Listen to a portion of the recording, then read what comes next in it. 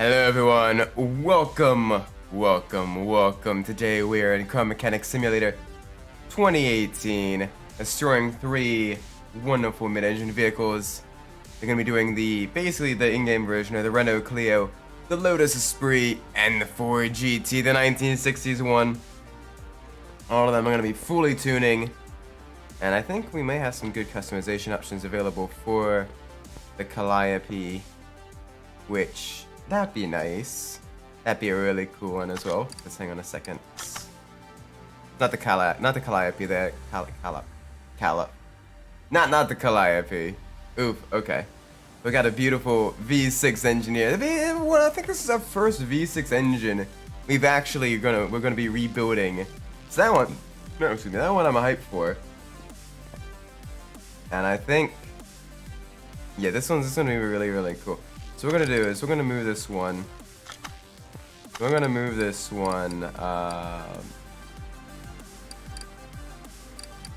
Where? Oh, there we go. And we can move to the car lifter.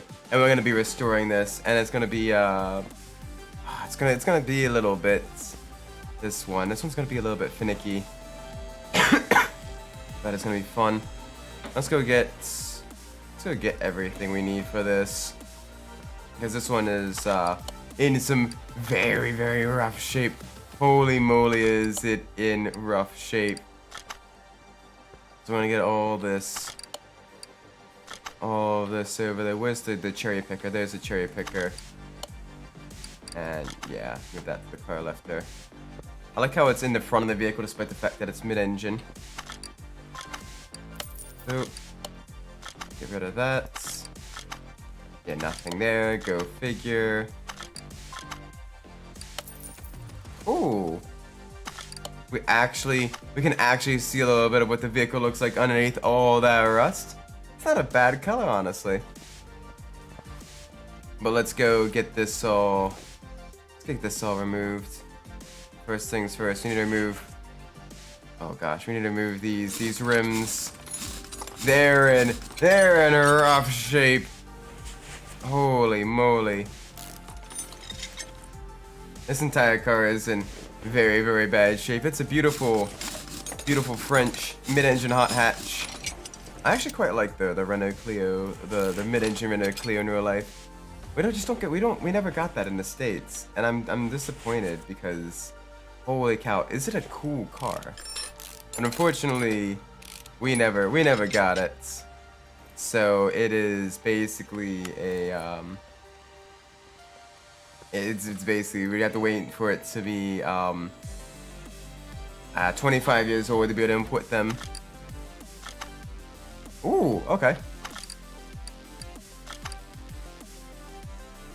Okay, that works. This engine has been in very rough shape. It's missing so much junk. Get the timing cover off. Yeah, let's try to get all these timing belts off. Oh, serpentine belt. Okay, this is interesting. Yeah, it's gonna be quite a bit to get used to with this V6. Brand new engine. We're gonna be fully tuning it as well, just to see what all we can do with it. Hopefully we can do quite a bit with it. I'd love to see what this thing is like fully tuned. Hopefully make some decent power. But right now we're just kind of a little bit on the cautious side because there's probably not a whole lot we can do with it. Oh gosh, camshaft bearings. Ooh. Okay, that's new. That is new. Sweet. All right, cool. So I know for a fact we can probably get the camshaft. Probably the engine heads. Definitely the pistons. We can at least replace the 6 pistons in here with the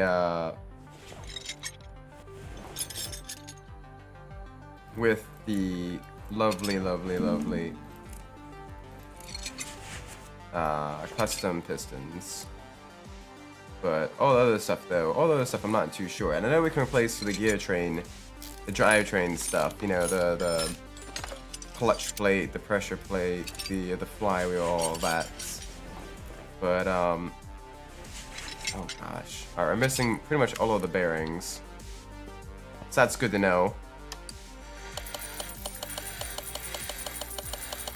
There's not a whole lot that we were able to restore there.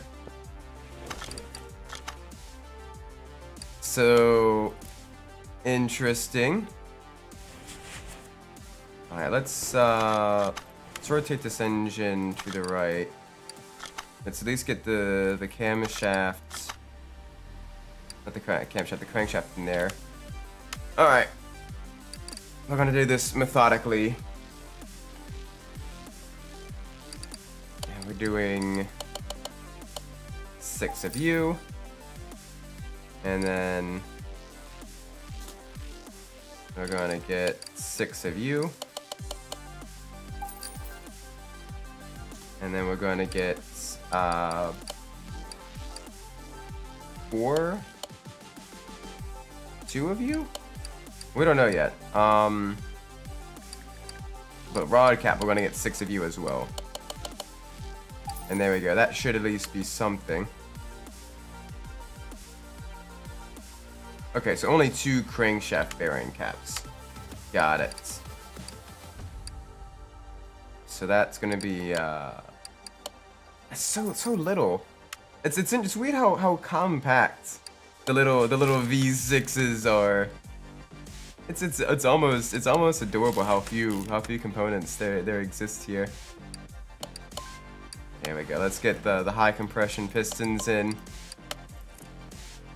Get all these all nice and installed. I want to see how much power this thing can make. Like we've done a lot of V8 builds, a lot of custom V8 builds and everything. But this is one of the first times kind of really testing the waters with one of the newer engines, trying to modify it. And since this doesn't really accept swaps, it doesn't really accept engine swaps, it's definitely a bit more on the strange side, a little bit of an uncharted territory. Alright, so let's see what else we need here. Let's get an oil pan, let's get the oil filter as well. Oil pan V6 Bravo. And we need an oil filter. And it's the inline 6. Because there's no V6 oil filter, they're just standard 6-cylinder oil filter. So we need the white one here. Nice. Alright, so that's a good start. Alright, so let's rotate this back to the left. And let's see. Alright.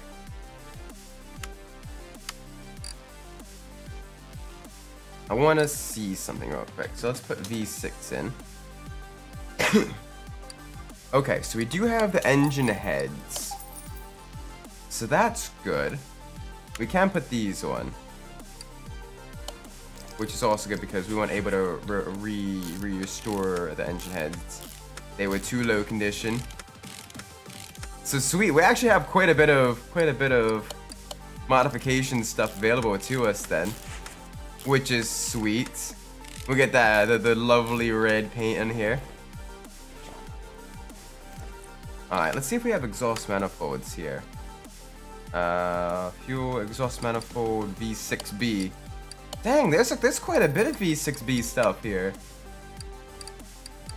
So let's go get this on. Oh, this is gonna be sweet. This is gonna be a tiny little pocket rocket. Yes, yes, please. I want to see this. I want to see this. I want to see just how fast this thing goes. Nice, nice, nice, nice. Oh, we have a thermostat there. Probably don't have anything we can do with the thermostat. Let's see if there's an intake manifold here as well. Intake manifold B, V6B. Yep. So, oh yeah, nice and shiny and chrome. Let's get this in here. There we go. Oh, wonderful, wonderful, wonderful. Okay. So, fuel rail, let's get 2 of you. And then let's get 4 camshafts. And each camshaft's worth, really, only 2.5 horsepower? That's kind of low. But you know, it's hopefully it stacks more than that. Like each percentage increase is. Uh-oh, that's not the right one. All right, gotta be careful because we actually managed to restore most of the camshafts as well, and we don't wanna forget about that. Alright, next up, let's get the fuel rail. I think we got the fuel rail. Yeah, we did. Yeah, we did. Oh, yeah, that is nice. Alright, let's get the camshaft bearings.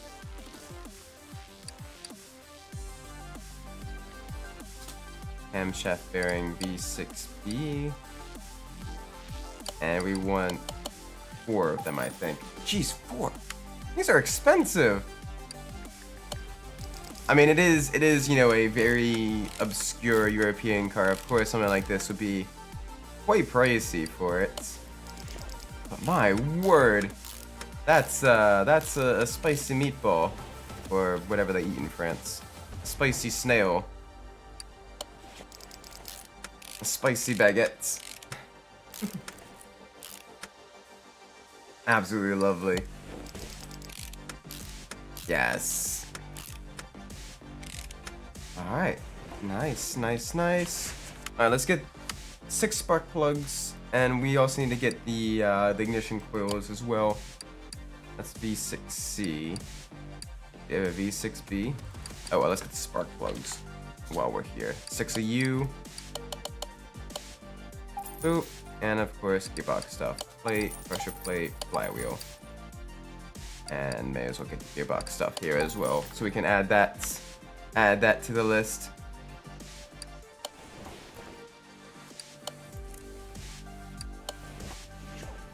Nice. Yeah, very, very good. This is gonna be quite powerful, actually. I'm thinking maybe in the 400s, which for a vehicle of this size, it's probably gonna move quite well. I definitely don't think that this is gonna be too much of an issue. Making power anyway. Making power is gonna be fairly easy here. And we got a lot. We got a lot that we can do here. Oh yeah, coil. We need 6 ignition coils. 2, 3, 4, 5, 6.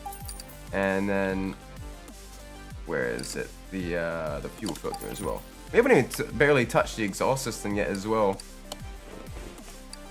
So this is going to be absolutely gorgeous when it's all together. With all the red and the chrome and everything. Like this is going to be a very complete build. I'm looking forward to it. Let's go back here. Engine head cover. A, B, V8, V6B. And I think we need 2 A's. Oh gosh. So we need 2 A's, 1 B, and 1 C. Got it. So that's going to be a little bit interesting. Engine head cover B, V6. No. Engine head cover B, V6B.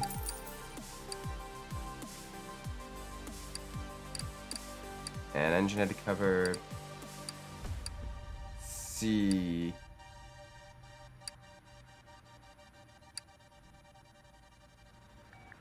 Engine head cover C, V6B. And I think that's right. Yeah, okay. Gosh, finding all the parts for that is a little bit of a mess. But this is gonna look, oh, this is gonna look so nice. I'm hyped. I'm hyped. Come on, I wanna see what this tiny little car can do.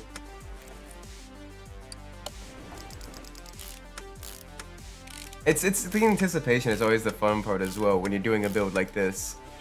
When you're really seeing just what all you got. Alright, so intake manifold. One of the thermostats. We got a thermostat here, but I want to see if we have a thermostat in the tuning shop. No, we don't. Cool. Alright, so what else do we have? We have fuel oil, we have intake manifold A. We can at least get that in here. There we go. Just a little bit more. We can get the throttle as well, since we are literally right here. Make sure we get the engine breathing well. Alright, let's get that thermostat. That's going to be a non-aftermarket. That's going to be a standard component. Very pricey component, I will say. Jeez, these European cars. These European cars are quite expensive when you do the builds on them. 100%. Alright, alternator and power steering pump. We can at least get the power steering pump and the alternator real quick. Power steering pump. Boop, and then alternator. Yeah, there we go. Get both these on. Let's see what cam gears we need as well. Cam gear V6B. Okay, so we need 4 of those. And there's, oh my gosh, there's so many of them. Cam gear V6B. There we go. These engines are a little bit complex. A lot more complex than a lot of the V8s and everything. A lot more compact. Still trying to make a lot of power per liter. Alright, we need a water pump. And inline 4, inline 6, rotary V6B. There you are. Cool. Let's get this all put together. Alright, we need at least 4 idle roller A's, crankshaft pulley, and an arm.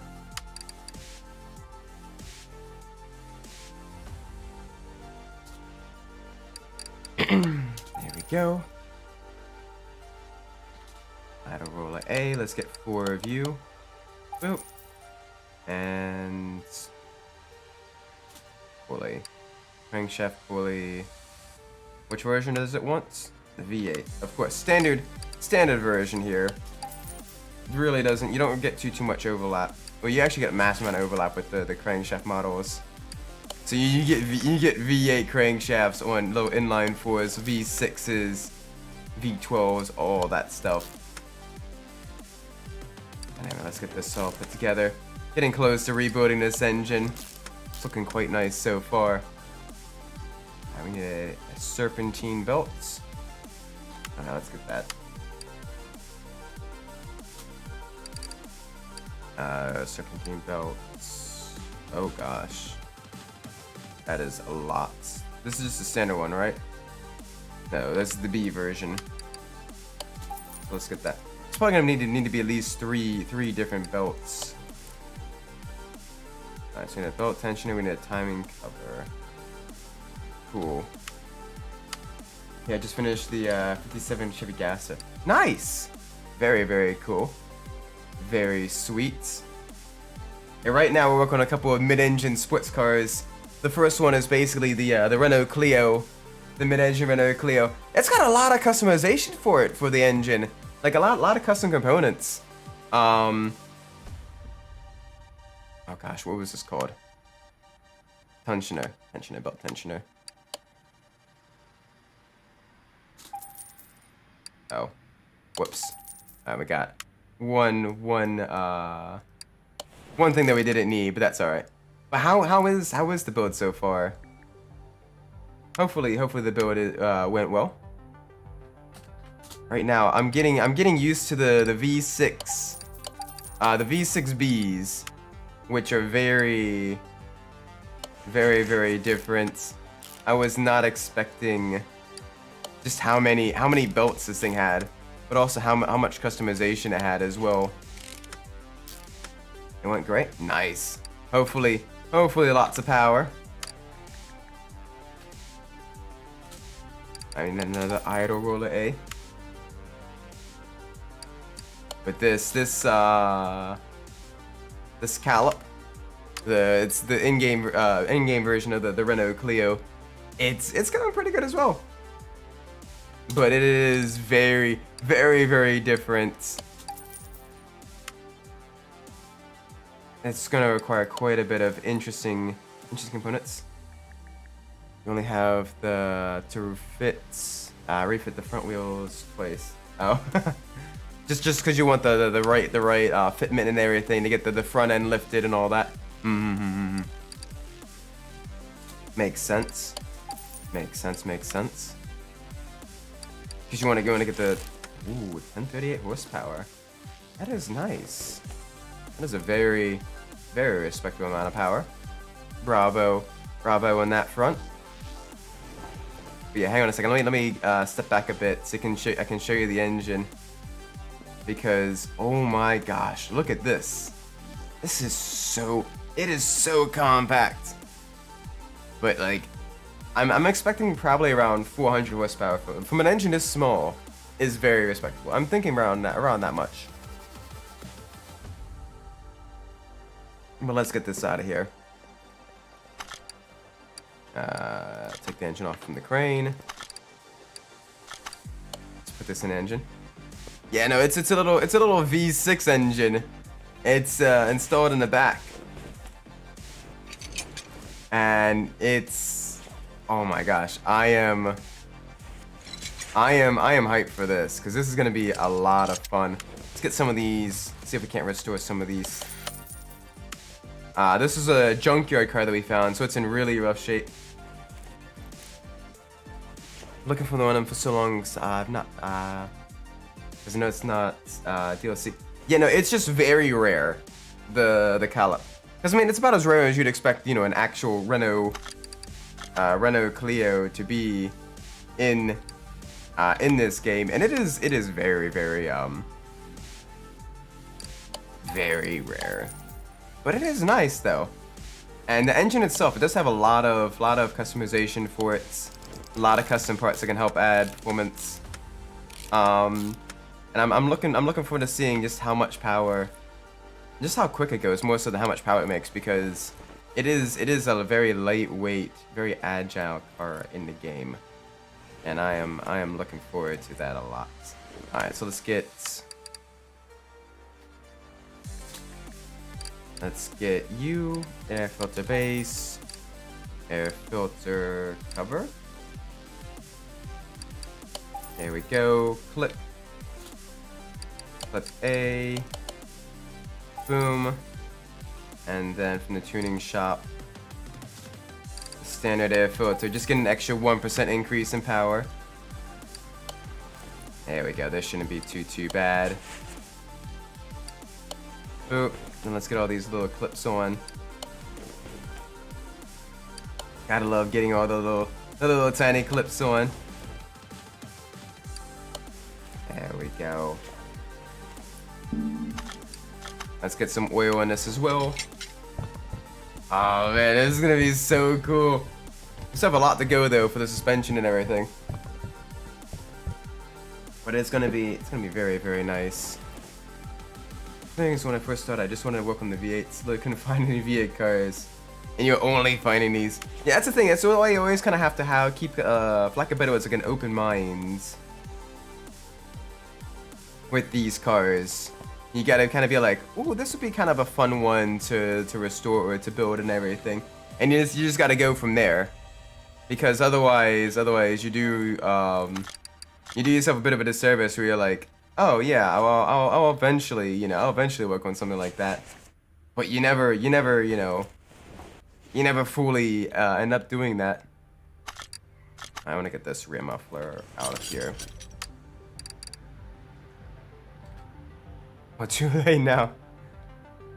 I mean, I'm sure eventually you will find more of them, because you know it's there's only a limited amount of cars in the game, and even cars that I initially passed up on, I found a couple times later, and I'm like, ooh, okay, yeah, let's do it again. V6B, and oh gosh, which front exhaust section do we need? We need A and B for the front exhaust section. The V6B. So these two. Nice. And then to the rear muffler F. So now the engine is fully built up. So that's gonna be nice. We still need to get the fuel system in the front upgraded. But otherwise, that's gonna be very, very nice. All right, let's get the rear suspension all disassembled. I mean, I can't find a Shelby Cobra for the life of you. I say that every time I go to the farm. Oh, lucky. That's one I want to do like a full tune build on. I like, it was one of my first restorations in game, and I'm like, oh wow, this is so cool. You know, if we find this again, you know, we're gonna, you know, we're definitely gonna do a fully tuned version of the Shelby Cobra, because oh my gosh, that's gonna make a massive amount of power. And now I can't find them. I find the drag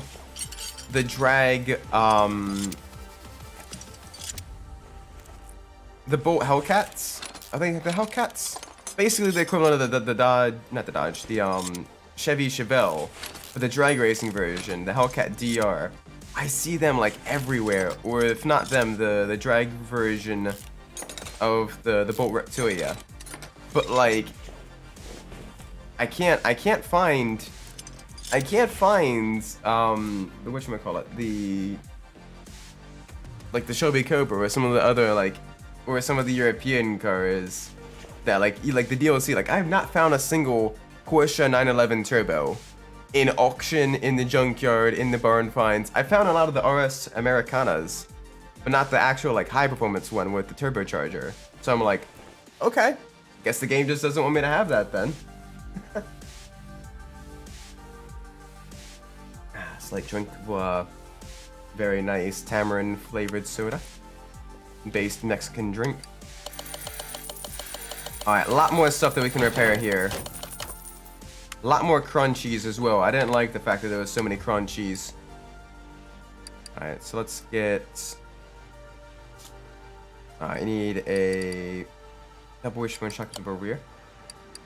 I forget how to get a DLC, because when I pull up, they're not showing anything to me to... I don't know. Huh. It might be an issue with the PlayStation Store. On Steam, it's fairly easy, where if you can just click the DLC and then click purchase. That is very strange. I'm not sure. That might be something to look up, how to purchase.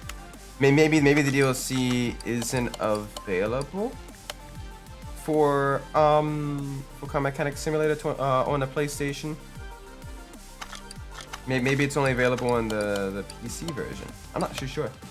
Now think about it, Steam may actually be available on the PS Plus. That's a good question. I don't know. Normally PlayStation is kind of iffy about the third-party stuff, so they may not necessarily like people. I think it shows that. Huh. That is strange. I don't know. I apologize. I haven't played console games like on the actual consoles in well over a year, almost a year now, because I've been doing everything on PC. So that's gonna take. I'm gonna have to look out into that after the stream. So 540 R18, and it's a Rim Classic 13. Got it. All right, let's get these all purchased. And we're gonna want slick tires, 2 of them, size 18, width 205, profile 40. Gonna go full racing slicks because I'm expecting this to go very, very fast, and it's gonna be amazing seeing. It's gonna be amazing seeing this fully tuned on the strip mid-engine drag racer.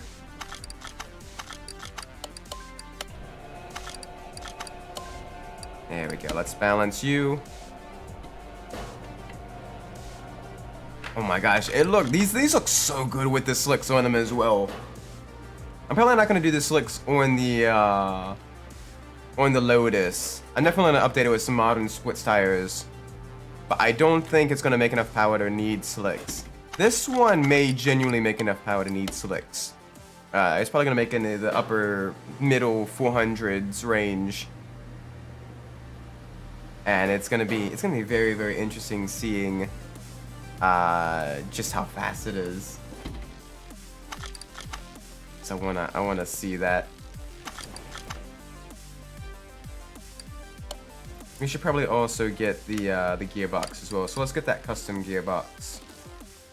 Gearbox V6 Bravo, yeah. And he gets gapped by a junkyard S10 with a 389. I mean, probably.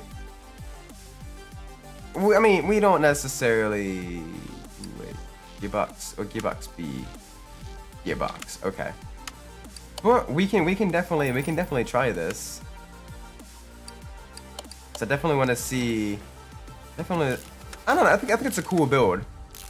And if it's like in like a Euro League or whatever, it could definitely be really, really cool. We're gonna need a bunch of bushings as well. I'm thinking 8 bushings. But no, like V8s are basically, you know, for drag racing. V8s in general are like the engine for drag racing, so it kind of makes sense that they get used so often for drag racing as well. Because they got the torque, but they're still compact. All right, so we need both a bottom and an upper suspension arm. Yeah, we need a bottom suspension arm B and an upper suspension arm. So let's go find that. Upper suspension arm, and then where's the bottom suspension arm? Bravo, there we go. Getting the 4-cylinder Hondas. True, they are surprisingly quick as well. Very, very, very quick.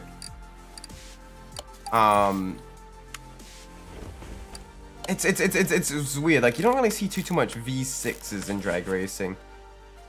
But you do see a lot of basically inline 4s, inline 6s, and then V8s are sort of like the big trio for like drag racing engines. Because the inline 6s you see stuff like in like your Supras, yeah, basically your 2JZ swaps and all that.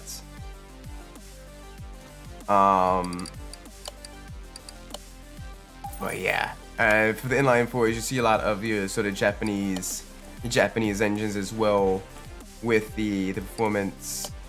The modifications and everything, like your Honda engines, your little Nissan SR20 engines and everything. Hang on a second, what was that? That was Drive Axle Bravo. Mimi, step over here. Really rowdy V6000. Oh no! Oh no, she crashed it.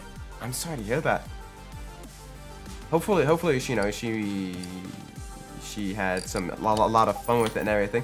Like some V6s are pretty decent. Like the believe it or not, the GM, the 3.8 liter V6 actually has quite a bit of get up and go to it. It's just was oftentimes used in very not that fast vehicles. But with some modifications and everything, like the 3.8 liter was half decent as a performance engine. It just needed a good chassis. It was just most of them were on, like, you know, your Pontiac Grand Dams or your, you know, that type of stuff. Let's get this wheel hub bearing in there. There we go. There we go. Perfect. She built a small Clio 8. I saw it because she got too busy. She worked at the track, but also raced at the track. Oh my gosh, being able to spend that much time, at the track though, that's got to be a lot of fun. Like that's got to be really, really cool to do.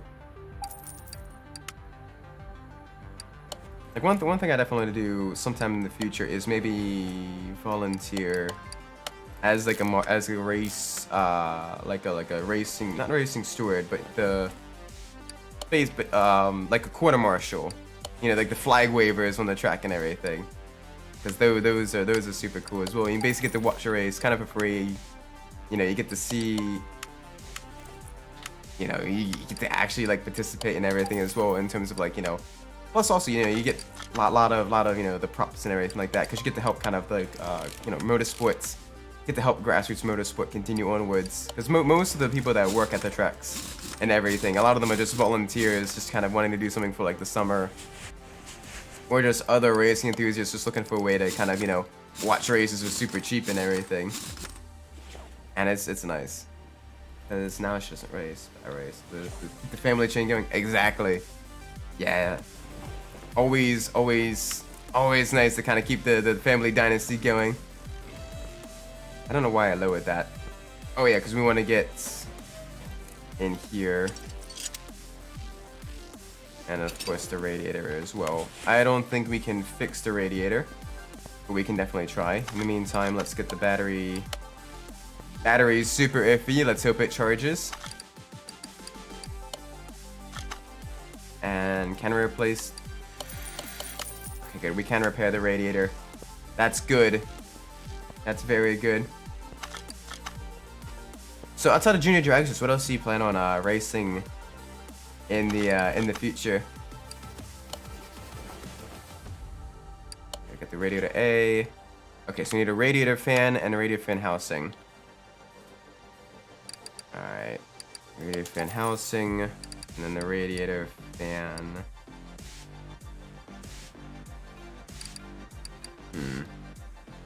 There we go.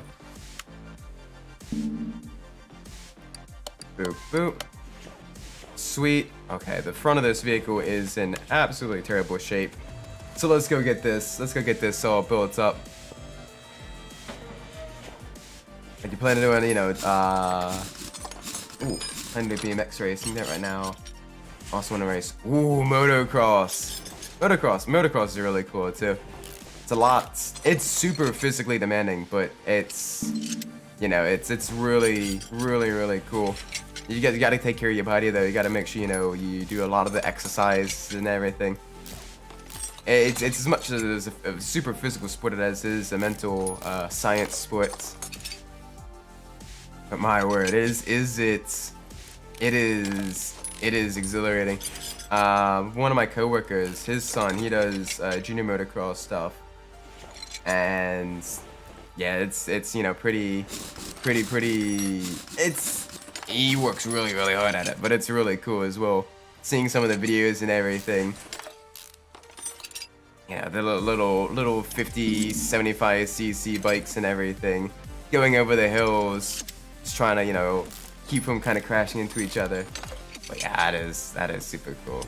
Wish you the best of luck in that regards, because it's tough, but it's definitely really worth it if you can make it.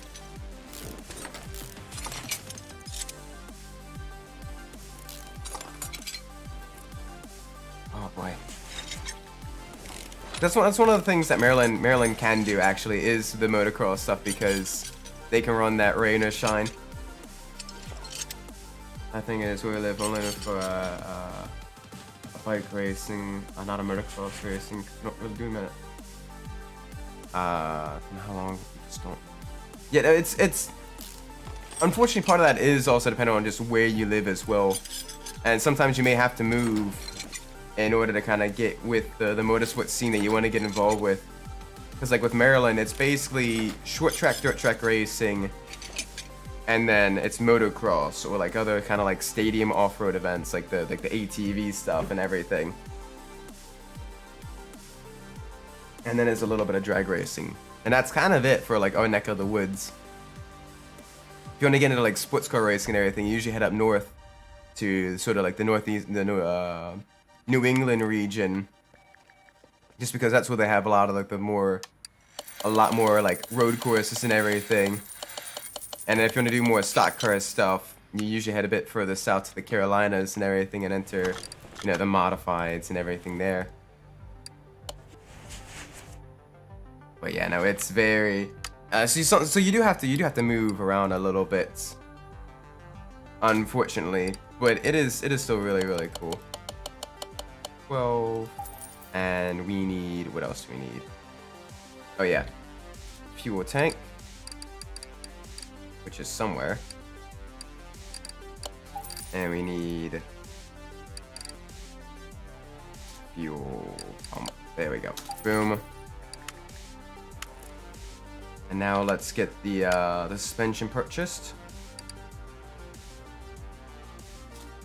And we need a front shock absorber A, 2 of you, 2 shock absorber caps, 2 front springs. It's a bunch of this stuff that we need. What else do we need? Let's check our inventory. 205, 205. Okay, so both of them are 205s. So let's go get the rims and the tires that we need. Alright, now the tires. Where are you? 2, size 18, 205, profile 40. There we go. We can get this all installed. And it's gonna be a lot of fun getting the front suspension put together. Then interior, then exterior, and then paint, and then dyno. So that's gonna be the plan for this first one. Then we get to test it out on the drag strip for our first build, and it's gonna be so cool.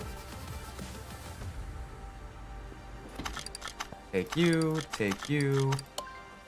boop. Sweet. This is gonna be very nice. I'm excited. I'm excited for this build. It is gonna be a little bit of a longer build, but it's gonna be so worth it when we get to hear this thing as well. The heavily modified V6 is gonna be absolutely terrifying.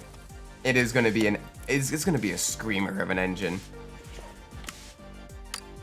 All right, let's get some of the more suspension stuff.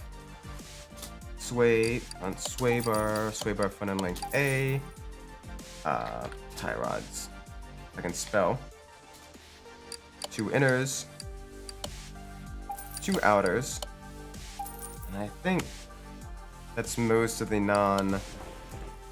non-serviceable components. We may have been able to repair the steering rack. Yes, we were. Good. That's good. We can work away from the center outwards. We now have everything all fully tuned on this.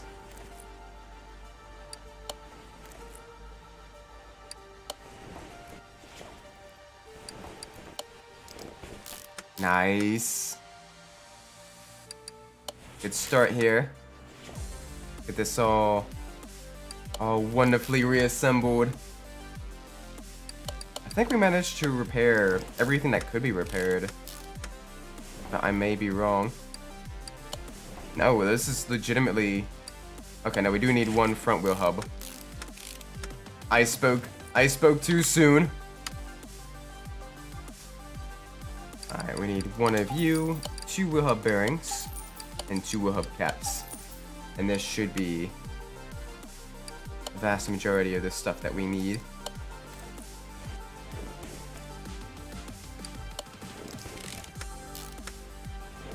Sweet, that's that side. Let's go back to the driver's side.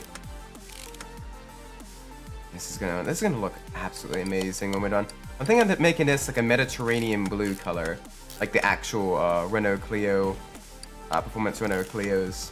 Trying to get it as close to the OEM paint color as possible, unless there is some custom livery options that really look good.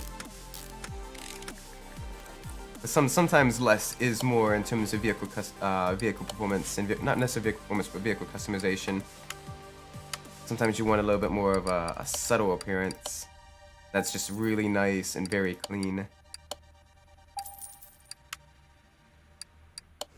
And you just let the vehicle's performance speak for itself. Nope, okay, we need 2 cylinders. Oop. There we go. There we go.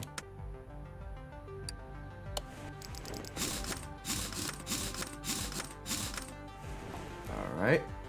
Let's go back to the other side. I think this is gonna be everything. Oh no, we're gonna need the engine cover as well. That's fine.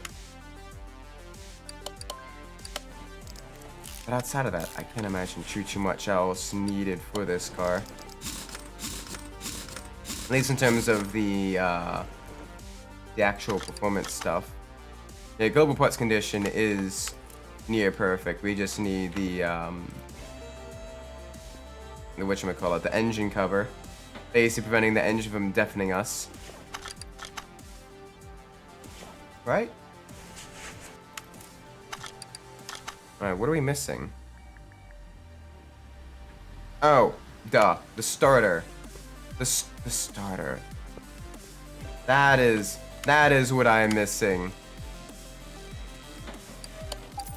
I'm like, what are we missing? It's the starter.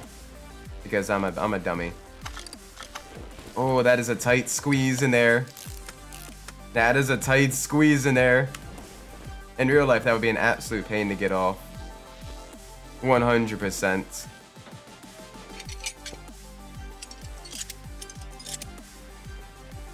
Alright, let's get this all disassembled.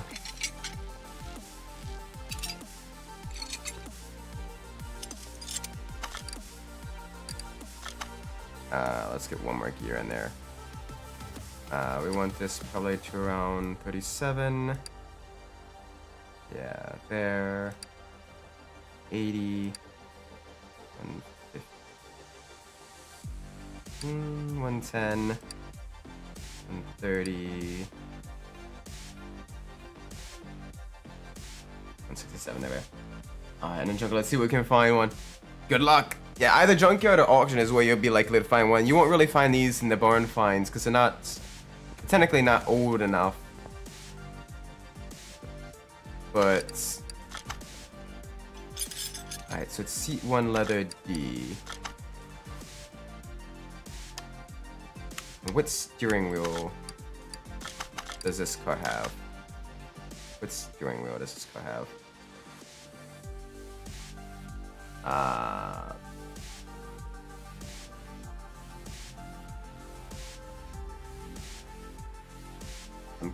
I can't find that.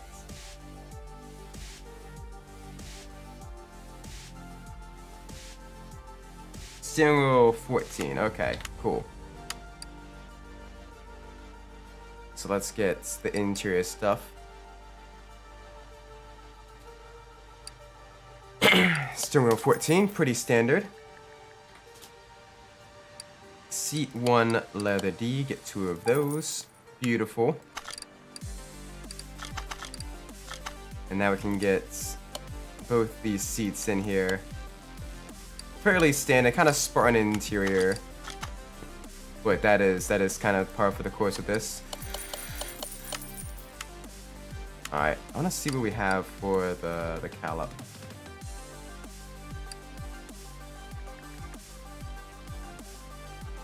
Alright, so we want the left door, the right door.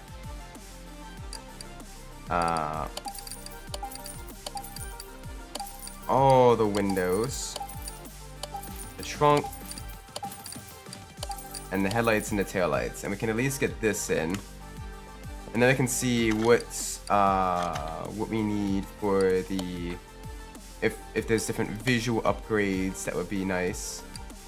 Okay, so no hood. Cool.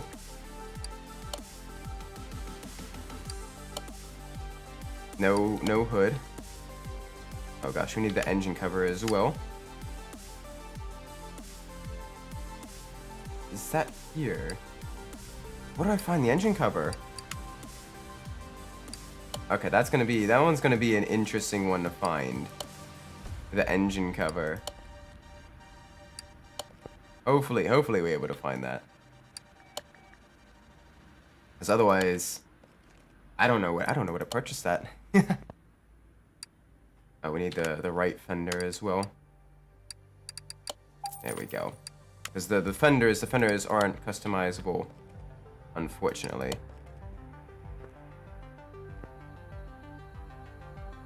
One of you getting ready to race, Earl? Oh, with the Renault Clio. Yep, exactly. Going the full tune here. All right, so that's. Oh, there it is.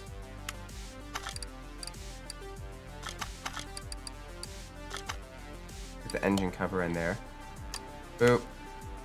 We can move that. All right, let's see what's body tuning shop. Okay, so there's nothing in the for the callip for the body tuning. It's only standard body parts. Also, welcome, Gabriel. Hope you're doing well today. Hope everything is well with you. Get the fair. Ooh, nice. The Nissan Z. So you get the beautiful, very, very nice, very, very gorgeous.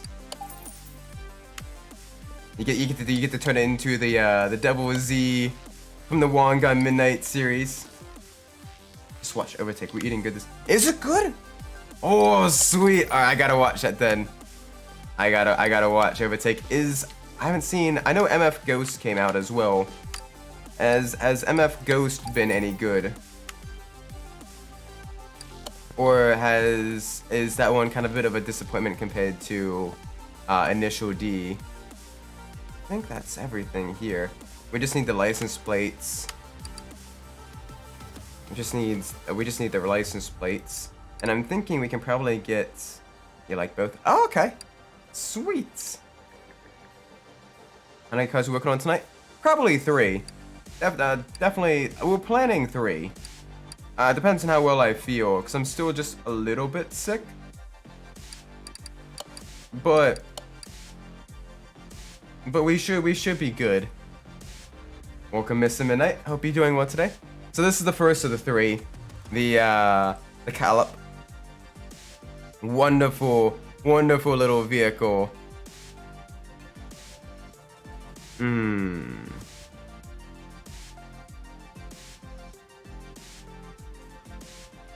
There we go. Get the rally Monaco plates. How's everybody doing today? Whole bunch of y'all just joined in. Good to see you all. Now let's move this. One of my favorite basketball moments? Yeah, sure. I didn't think he would finish one. Maybe second vehicle in 12 minutes because they joined at 9. Oh yeah, no. We these do take quite a while to finish. Yeah, no, these do take a little while to finish. In terms of how long they take and everything. Each one takes probably about an hour there or thereabouts. That one's kind of nice. Oh, what's livery 5? In 2002 NBA Finals, Shaquille O'Neal made the incredible dunk. Oh, what made it incredible? Did he break the ring? And I know there was one video where we saw where it was like that. He didn't dunk on a player. Oh?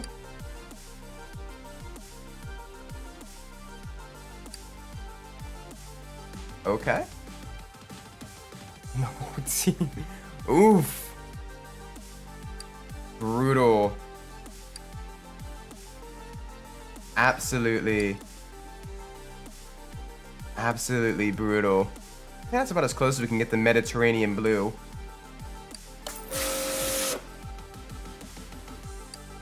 Ouch. So was he just completely surrounded and he still managed to pull off a dunk? If so, that is very, very, very impressive. All right, let's see how fast this thing goes. All right, let's see how much power this thing makes first. Ooh, that sounds.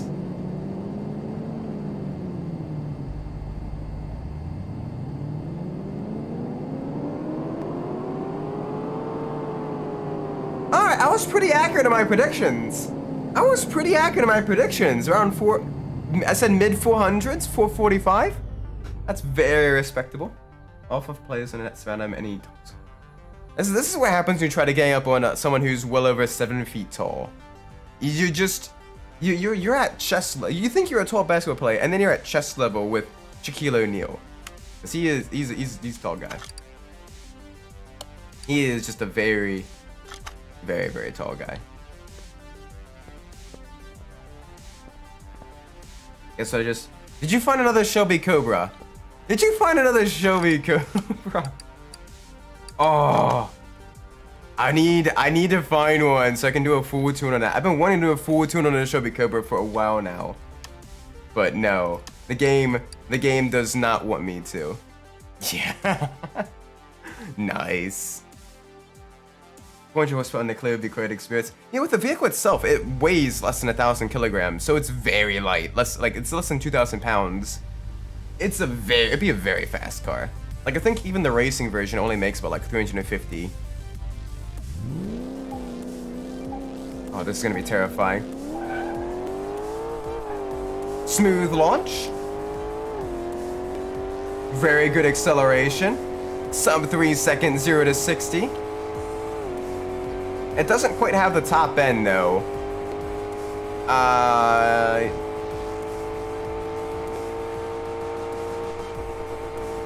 Okay, so yeah, we're definitely kind of bounced off the rev limiter around 170-ish. Probably could trade junkyard cars. Yeah, definitely. That'd be such a cool feature, like having an active like multiplayer, where like not only could you like work for other people's garages and stuff like that, but you could like do car swaps and everything. Like that would be so cool. Given a reason to kind of maybe purchase duplicates of cars, but like, oh hey, I found one. My buddy might like this. He's got this car. All right, let's do a trade or do like a sell or something like that. Like that'd be cool. Maybe in Car Mechanic Simulator 2024 or something like that. Oh my gosh, though. This was quite nice. That was very, very nice. Oh my gosh, car value as well. Yes, please. All right, so let's move this. Let's move this to parking. I don't know if it existed right now. I know that'd be cool. That'd be so cool. But unfortunately, that's not the case. All right, so we've got a very disassembled Ford GT here, and we got the Lotus Esprit. The Lotus Esprit, like the body parts, like the body is in perfect condition. Like it's literally in perfect condition. So I'm only gonna focus on the visual stuff here. The interior condition as well is surprisingly good too. It's happy to trade it for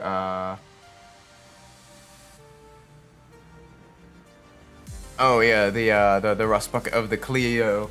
Yeah, no, that would definitely be really cool.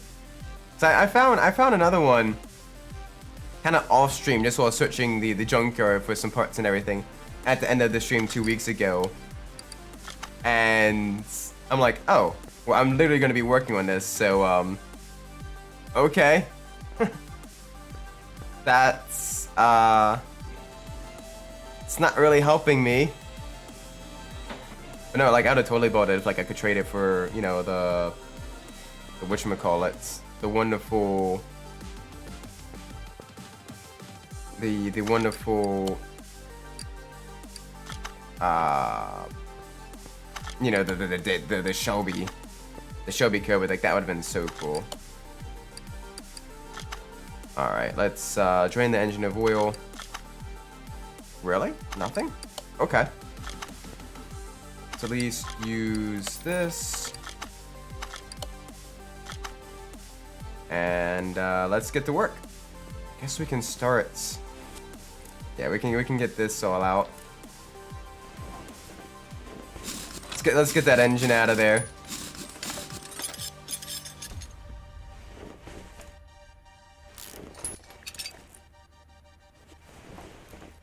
Hear me out. Lotus Esprit rest mouth the Abora powertrain. Oh, with the V6. Oh, that would be so cool. Unfortunately, the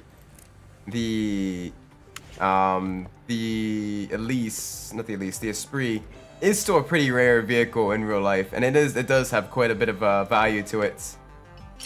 So you're looking at a fairly difficult engine to.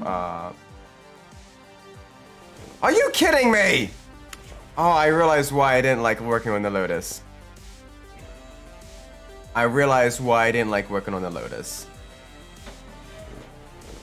gotta remove the oil filter to then lower the vehicle back down to remove the starter to then raise it back up so you can get the engine out. I'm gonna buy it so I can flex Nemo on Discord. No, by all means. Flex on me. Flex on me. There we go. Okay, that's all out. That should be good now. Oh yeah, we should probably remove this front exhaust section.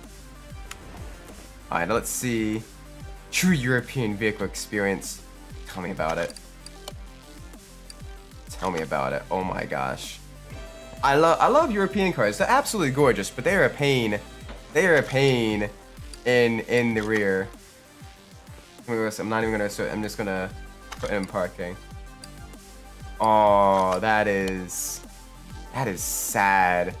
Don't do that. Don't do that. Pain. The absolute pain. Oh man. I mean, obviously your car is your money and all that stuff. Do what you want with them. But no, I love the Cobra. The Cobra is so good. Yeah, no, the Cobra is definitely one of my dream cars. One of many dream cars that I have. But it is an absolutely gorgeous vehicle. A lot of great racing history. The fact that it was a rival of the Corvette as well, it's just such a cool car. It's like the Esprit as well. Like it's got a lot of cool like pop culture history as well. With it being featured in 2 different James Bond films, as well as, you know, being sort of the car of the Playboy era of Formula 1 as well, with it being like Colin Chapman's personal vehicle, being painted in the John Player special black and gold colors, being driven to like multiple different races with the matching private jet as well. Like it was basically a luxury car of a decade, like a luxury performance vehicle of a decade. And it was just such a cool vehicle. And then they made the V8 version in the late 90s, early 2000s, and that one was even cooler. The downside is this one, the engine is already in decent shape, but I do want to see just how fast we can get it to go. We've already done a regular restoration, but I want to see just how fast we can make one of these things go, because I think that'd be really cool. Just pushing one of these Lotus Esprits to the absolute limits. Obviously, we can definitely get. Oh, I don't know. It is the ignition distributor, which does make it just a little bit difficult. Oh well, it's, you know, it's specialized for the inline 4E. So it depends entirely on if the inline 4E has tuning parts for it. I'm hoping it does. I am genuinely hoping it does. If not, we will be able to restore most of this stuff in here. But it is still it is still unfortunate if we have to, you know, if we don't get a chance to really tune it up that much. So I'm thinking to probably produce around 200-ish horsepower. Thereabouts, maybe 250 at the maximum. I can't imagine there's gonna be too much modification parts for this. And the horsepower, the base power already is a bit on the lower side. So let's get this all restored. Oh, that's already one crunch.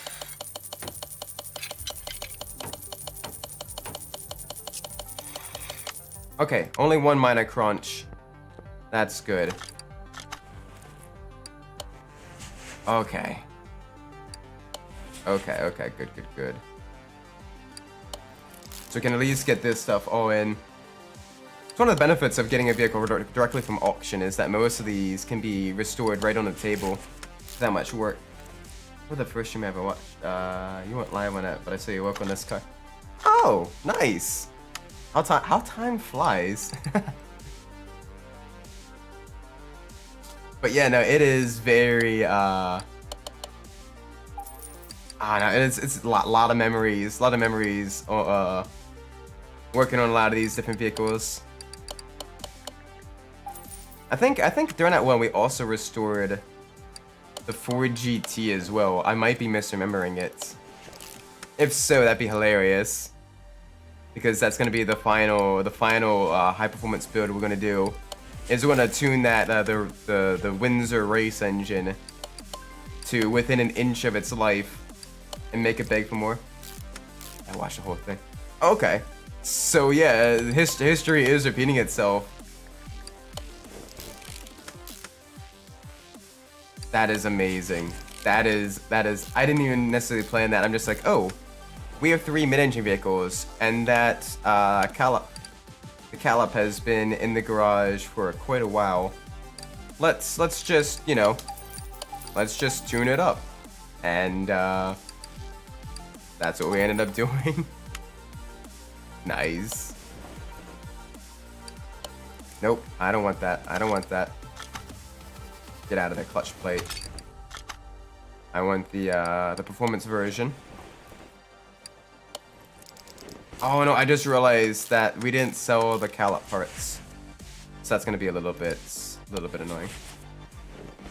Keep finding the Fair Lady Z. I mean, those are cool vehicles to get as well. I haven't found a single one of those, but those are very nice. 1 second, please.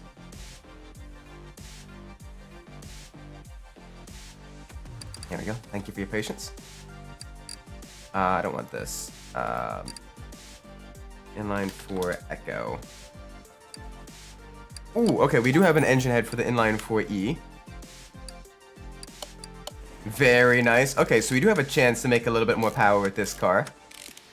So that's gonna be fun. I'd imagine the Fairlady Z also has quite a bit of fun stuff there as well. I already had like 3 in the whole time I've been playing this game. Yeah, it's the game definitely has a bit like, sure, it's seemingly random, but it's very much not random at times. You're like, oh, okay, thank you for the same cars again. And you could literally go for like hours without seeing like a certain vehicle, and you're like, okay. Which is why I usually like hoard vehicles to eventually use as project cars. That way I'm never out of things to do, or, you know, I don't have to worry about constantly going back and forth, you know, oh, we found this again. We found this again as well. We can kind of, you know, keep things mostly varied. Like, I have found so many of the drag boat Hellcats and the drag Reptilias as well. So it is a bit silly. Intake manifold, inline 4 Echo. There we go. Dang, this thing does actually have a lot of components for it. I am all for that. That is nice. Oh yeah, that's why. It's sideways.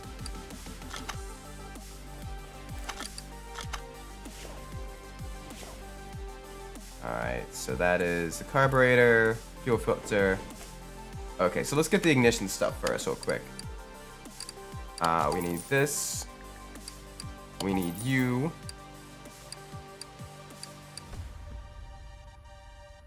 And, okay.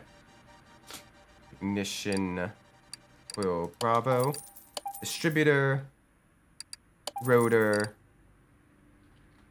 and then the spark plug. We need 4 of you. Yeah, I would actually like to see you build a drag version, since I don't think I've ever seen you build one. A drag version of what?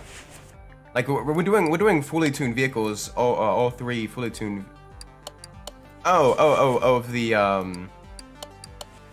Of the like the Hellcats, the Bolt Hellcats, and the Corvette as well. Yeah, definitely. I can if I find another one, I might add it to the collection.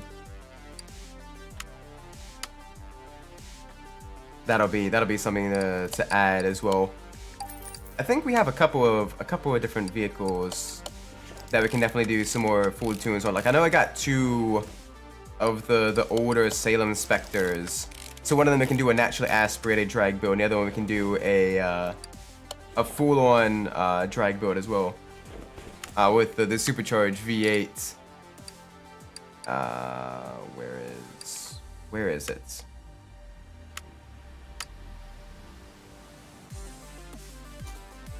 Yeah, we need these 2 air filters here. Red parts are 3 times faster. Yeah, that's how you know it's a performance part. It's red. Nothing else, just because it is red. That is how you know it is perfect. But no, I do like the fact that the performance parts do look visually different compared to the regular parts as well. It makes the cars look, you know, just a little bit more aggressive. Very, very nice. Oh, we don't have to buy a whole bunch of stuff as well. We have to buy a few things here and there, but like not a lot of things. Like most of the stuff we're buying right now is just the stuff that we're gonna be replacing for performance parts. Let's get that alternator in as well. Just get that extra performance. Okay. Cam gear. So we need 3 cam gears. Cam gear, inline 3, inline 6. There we are. Boop. This is where we're gonna start to needing to buy a whole bunch of stuff. We need a water pump pulley.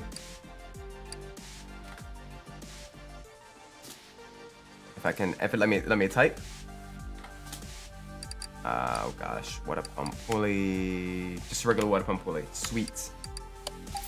But yeah, no, it's. I guess it's a good way to visually tell. Hey, yes, I replaced this with a performance part because it is red. Oh, I forgot about the exhaust manifold. How dumb of me.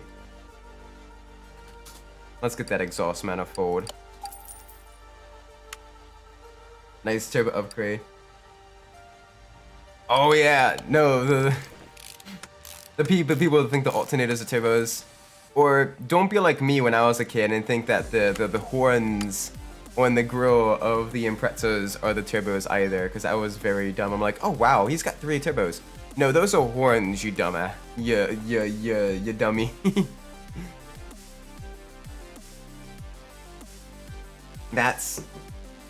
That was also a dumb Isaac moment, where he thought he knew everything about cars, and then kind of didn't.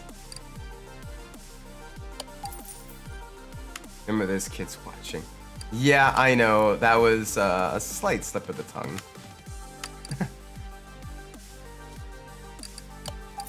That was basically very, very sick Isaac.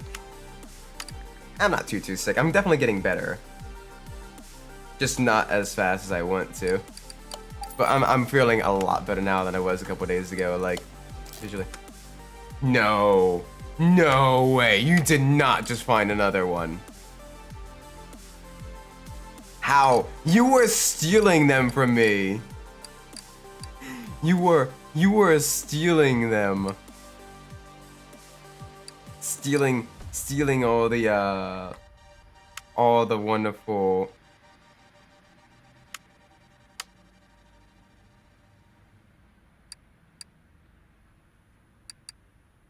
Auction 20 price 11,000. Nice. Yeah, no, I did get sick. I did catch a cold.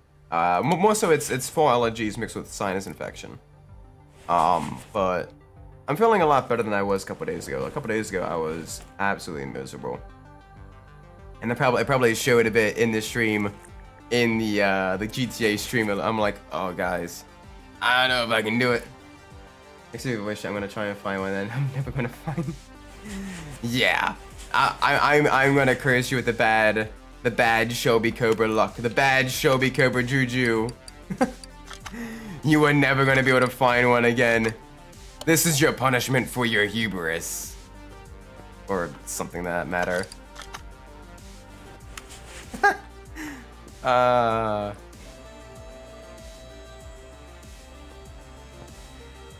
my gosh, this is gonna be nice. We're gonna get the custom gearbox as well, because I mean, come on, why not? Gearbox inline 4 Echo. We need one of you. There we go. Oh gosh, that is a long boy. Get the, of course we need to lower the vehicle to get the starter back on. Of course we need to lower the vehicle to get the starter back on.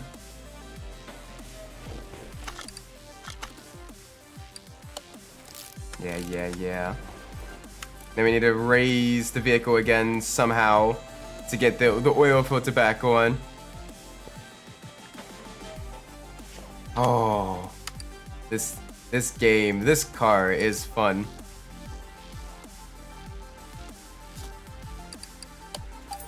Oh, and of course you're live on the day I got my game. That was 1 hour late.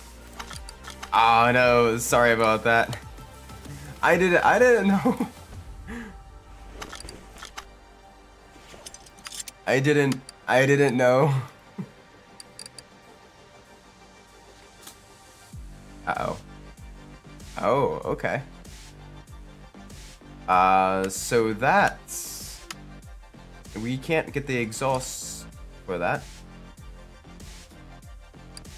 So we're gonna get it here instead. We're gonna get the standard exhaust.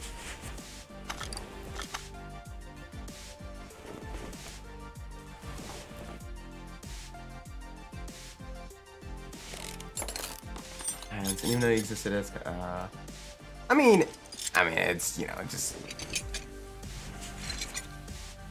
I didn't know it existed. Yeah, I mean, it's basically just discoverability, unfortunately. Like, even with YouTube being slightly better than Twitch in terms of discoverability, like, it's still, you know, it's still not perfect. The algorithm, you know, it's, you know, entirely what a computer thinks you may or may not like. And it's definitely very, very, I don't want to say difficult. I definitely don't empathize with people that have to, like, program that and everything, because even they don't fully know how it works. But yeah, just sometimes just it doesn't push stuff, or it waits a while to push stuff, or it pushes stuff right away, and you're like, oh wow, it's computers. Like I said, basically with content creation, do it as a hobby, because the chances of getting big are, you know, eh. If you think only about numbers, like, it's never gonna be fun. Even if you do get big, it's never ever gonna be fun. So it's, you know, you just gotta have, you gotta make your own fun in a way. We need the springs, rear springs. There we go. Alright, what size are the Esprit rims? Yeah, take that. These are 205s, 70 R14s. It's gonna end up like a dead. Well, even if a dead end job, like you get paid. Like this is basically you are doing this to have fun. 100%. This is just to have fun, which is great. It's free. You can kind of you can be yourself. You can be whatever you want to be. You're not you have to pressure yourself to, oh, I gotta get a video out, otherwise I'm not gonna get a paycheck or whatever. You're like, if I want to stream, I can stream. I can kind of stream whatever I want to stream. So I mean, it's a definitely double-edged sword. Oh, sure. Oh, okay, yeah, but like, thankfully I'm not that. I'm not yandere dev or whatever. Oh, that was a mess. Don't look into it. I shouldn't have even mentioned that, but just don't look into that mess. That was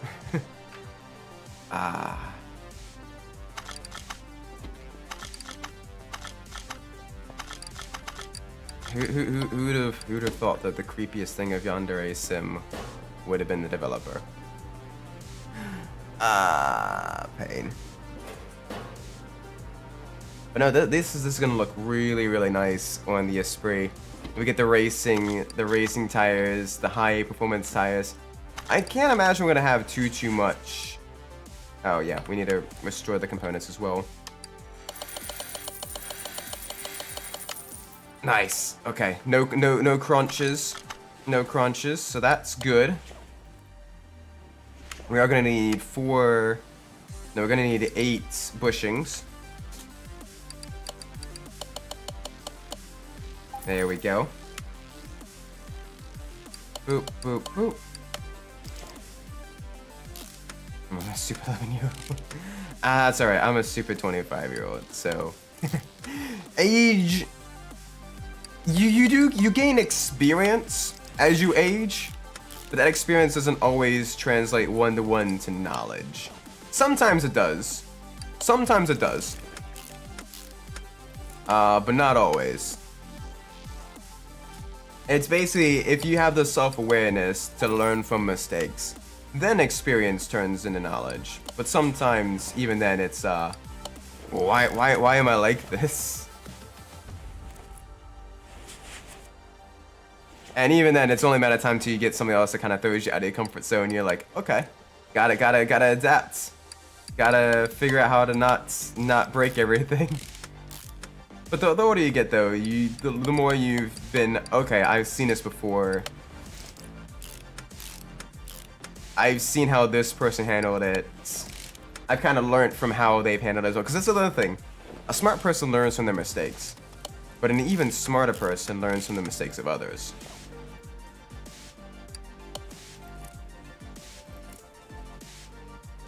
I was 5. I was just as smart. Yeah, the other kind of smart.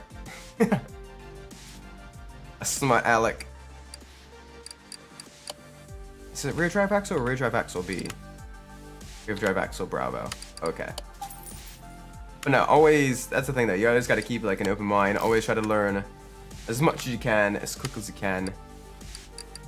Not as quick as you can as in like be impatient, but like as quick as you can as in, like don't delay learning something just because, oh, I'll start learning it tomorrow. Like always try to learn as much as you can, as early as possible, because that helps out a lot.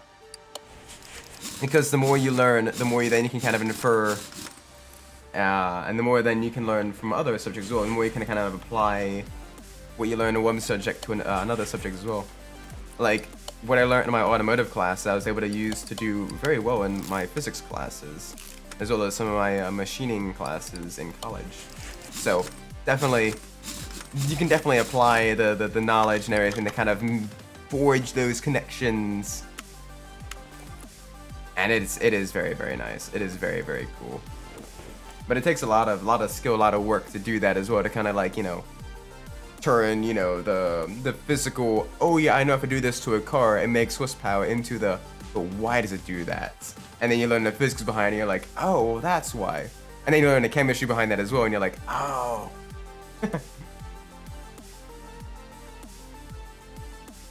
Nice. Drink a beverage.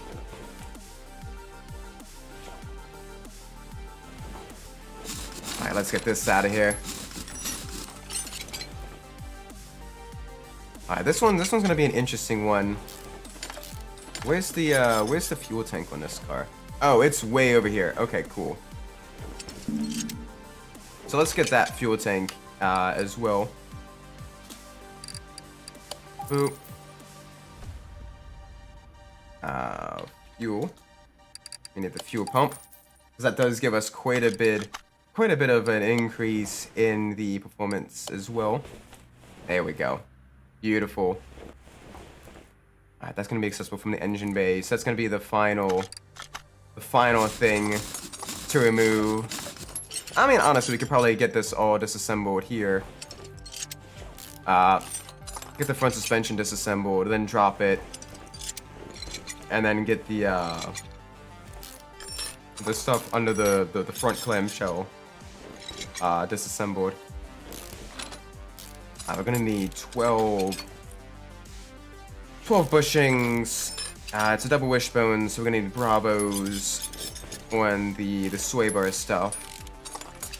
And I think it's the radiator A with the standard radiator, not the deluxe.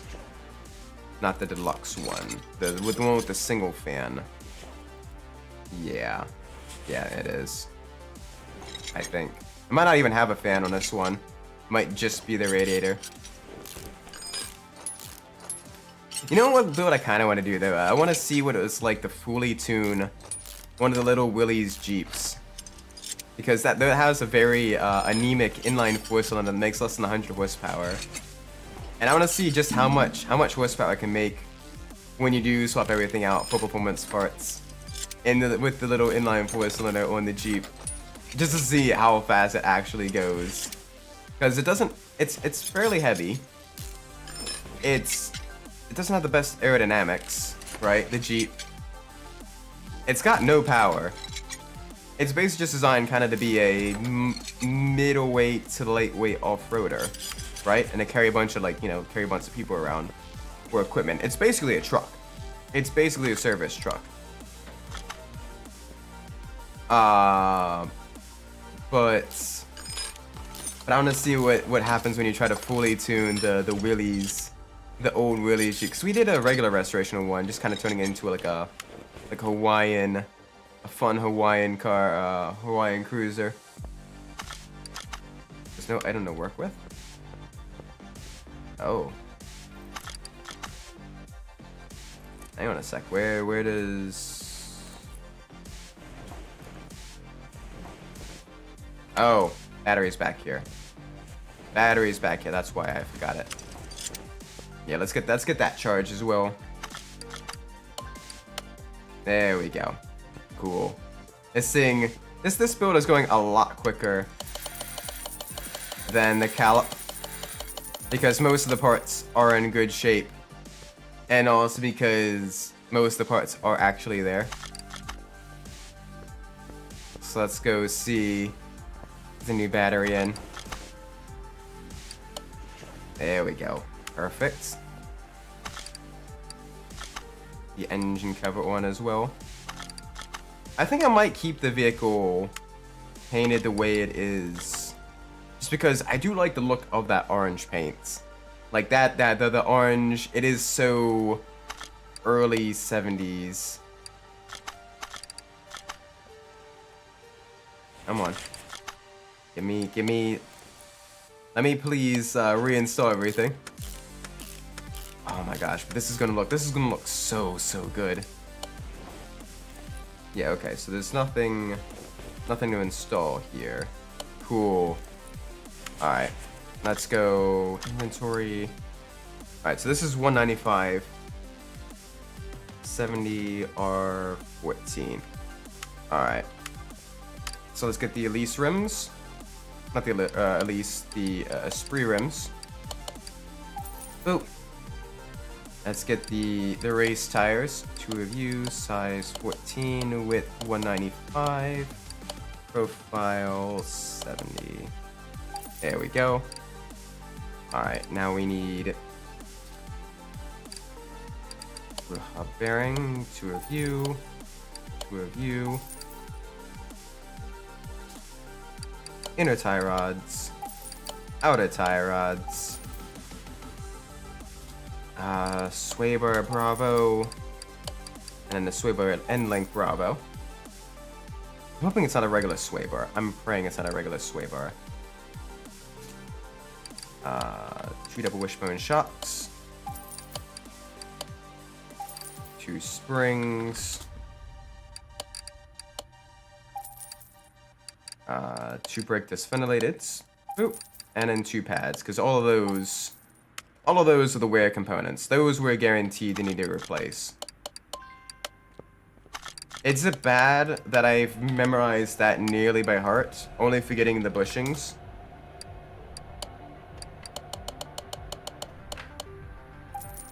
I have played way too much Car Mechanic Simulator to have that memorized. To be fair though, I used to speedrun back in the 2015 game because of how similar all the cars were. I used to end up speedrunning builds on the classic muscle cars because it was all the same stuff. So I'm like, okay, this, and this.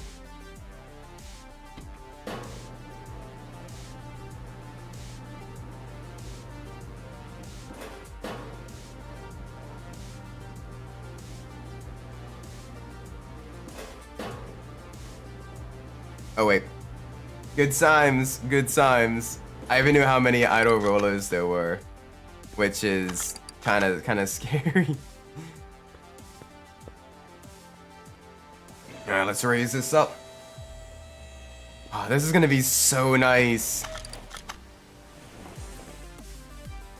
Oh, it's a regular front sway bar. I was almost correct. I was close. I was very close.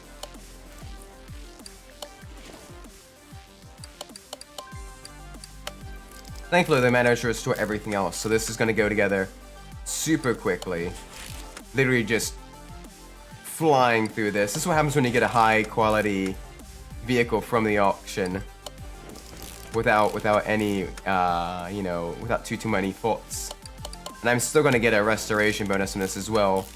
Combine that with the ability, with all the tuning parts as well. It's going to really boost up the value of the car. It's going to make it very nice.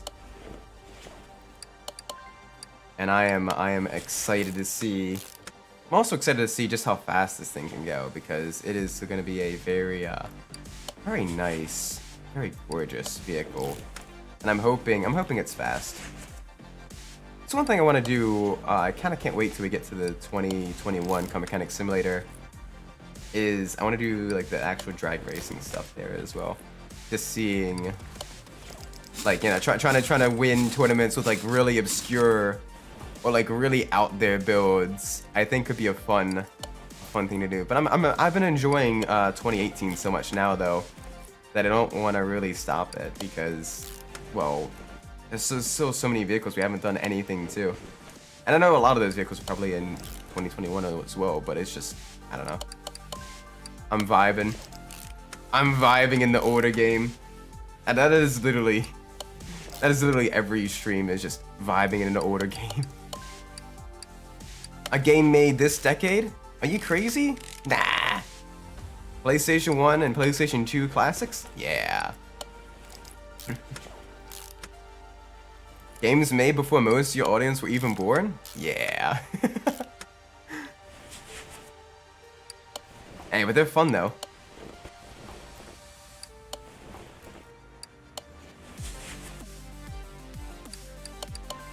I mean, I just, with older games, they're usually a lot more, I don't want to say polished, but they're just fun. They have a lot more charm to them. Plus also, because I've played them a lot already, it's fun to kind of think of like doable but difficult like challenges and stuff. Like on Saturday we're gonna be doing the Pepper challenge, which is gonna be a fun one. Where we're gonna try to get we're gonna try to beat the first flat out game in the Pepper, which is the slowest car in the game. And every time I lose a race, I have to restart a race. I gotta have a spoonful of hot sauce. That's gonna be fun. I'm looking forward to causing myself lots of pain. Let's move this vehicle to the paint shop. I wanna see if there's any cool liveries for this. I don't remember there being any for the previous one, but I don't know if we did that one, because I know the previous one we made it look like the Wet Willy car. Oh, just the stripes. Missed games before the open world madness right now. Yeah, no, open worlds can kind of be okay, but it's just. Sometimes it just it needs to be a smartly designed open world, like Need for Speed Underground 2 or like Carbon or Most Wanted. Like those had really good open worlds because they were dense, but they were still good. You know, because they were dense. You know, they felt bigger than they were, but they also you know, you could still traverse them and, you know, have fun in them without too much, you know, dead space. Whereas like modern racing games, there's just too much dead space in racing games. And it's kind of cool if you mainly go for like an off-road, like rallies type game or whatever. Like kind of the Forza Horizon games are more so off-roady-esque games and stuff. That sounds very nice, by the way. Hey! Got a lot more horsepower than I was expecting. I was expecting kind of mid 200s. This is almost 200s. The new ones all follow the Assassin's Creed formula. Go to tower. Look at stuff to do. Complete stuff. Watch number go up. Aren't you excited, gamer? Aren't you having a great time? Don't you like it when big number gets bigger? Yeah, no, it's. I'm not the biggest fan of that. Like, don't get me wrong. Sometimes I'm like, ooh, big number got bigger. Okay. Like, obviously, when we're doing the tuning stuff here, I like seeing just exactly how much power I can squeeze out of these engines and everything. But, like, the overall, like, completion grind and stuff, I'd rather have a really, really good 25 to 30 hour game than a mediocre 60-hour game. And I love the interior of this thing as well. This is so 70s.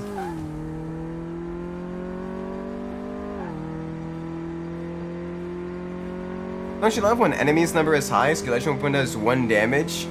Yeah. Like, unless it's specifically like an RPG, and you're going up against like the bonus bosses and everything. Like, for example, in Golden Sun, we're trying to beat like the optional boss, Deadbeard, and he's like super difficult to beat. Like outside of that, like it's just kind of not fun. Like that's why I'm not a big fan of looter shooters as well. Just because those are a little bit they're just not fun. Because it's literally just watch big number go bigger. Right, let's sell all the junk. Let's do a quick trip to either the auction house. Let's go to the junkyard first, then to the auction house, and then we'll finish up by restoring the Ford GT, fully tuning that. That one is gonna be great to see fully tuned. It's gonna be an absolutely terrifying American legend here. Let's move this to the parking as well. Hopefully we have enough space in the parking. Yeah, we have plenty of parking space. Don't know what I was worried about. All right, junkyard. Let's go. Let's see if there's anything good in a junkyard.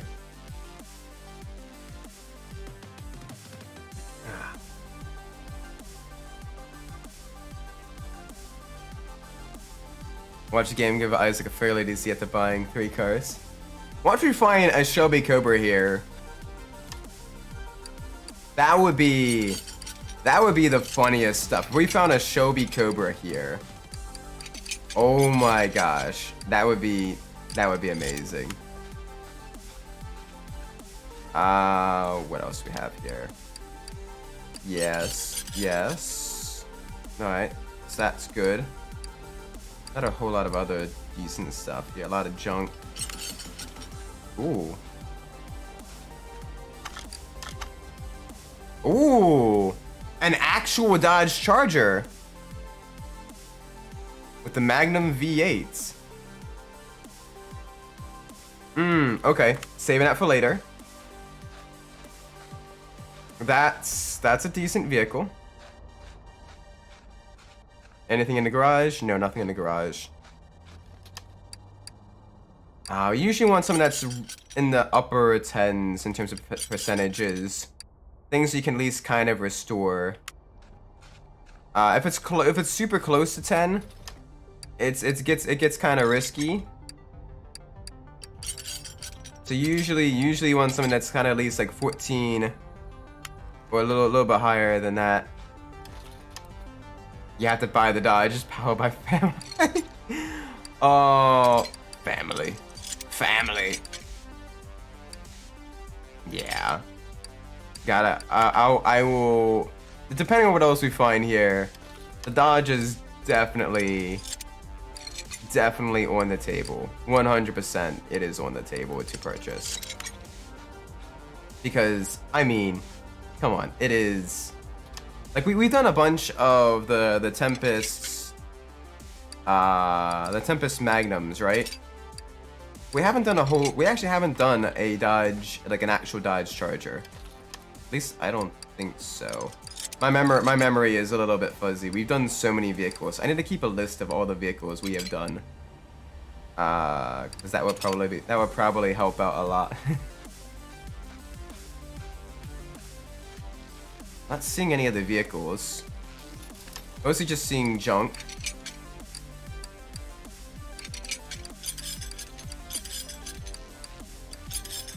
Yeah, just seeing. Oh. Are you kidding me? Are you kidding me? We have found so many Ford GTs. This one literally has like next to nothing in it. That is in very rough shape. And what's this one? That's the Outlaw. Did we do the Outlaw? 1 second.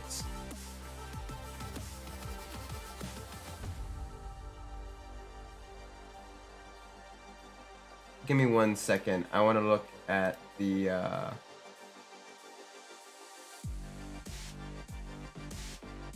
what cars Smith and Parker has.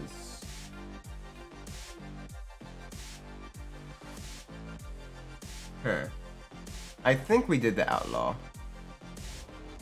That one. Yeah, I think we did the Outlaw because that one is kind of your standard.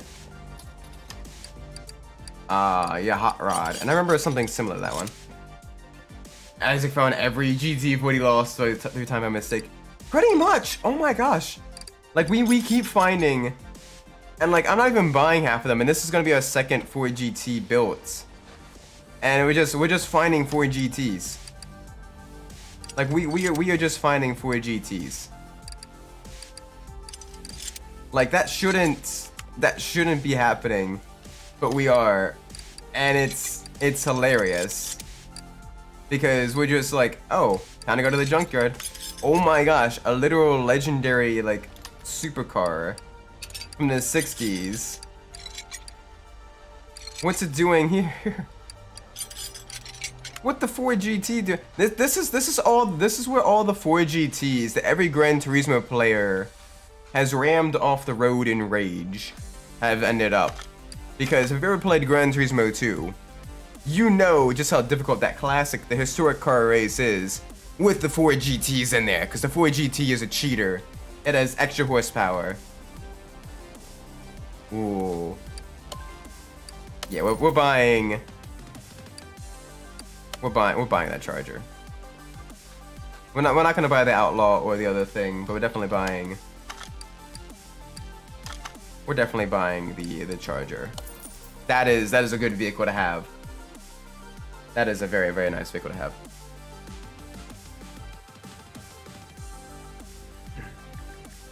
Ah, it's such a bad week, man. I only found 5 GT40s, Pagani parts, and a pristine Daytona in the junkyard. Pretty much. Like, it's kind of silly. Alright, no crunch yet. Alright, 1 crunch. 2 crunch, 3 crunch.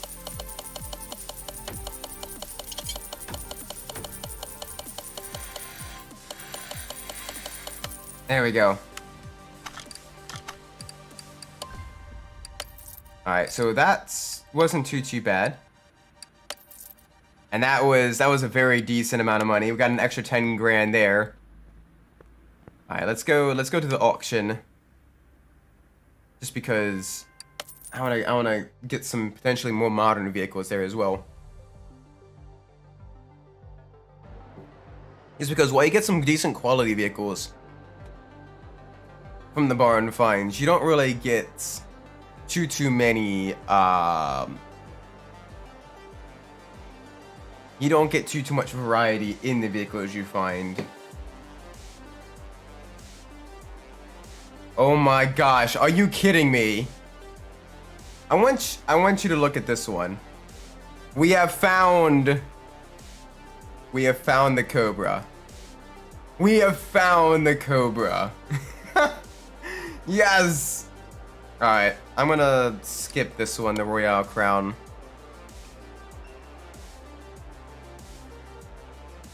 The Tempest Magnum.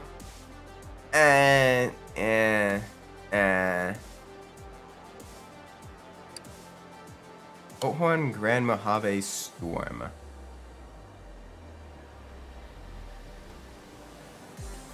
You know what? That one would honestly be kind of a fun one to have. The Grand Mojave Storm, fully tuning an SUV.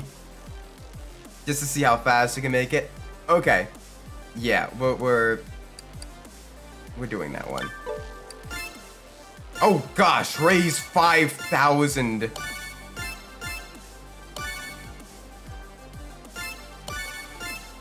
Oh.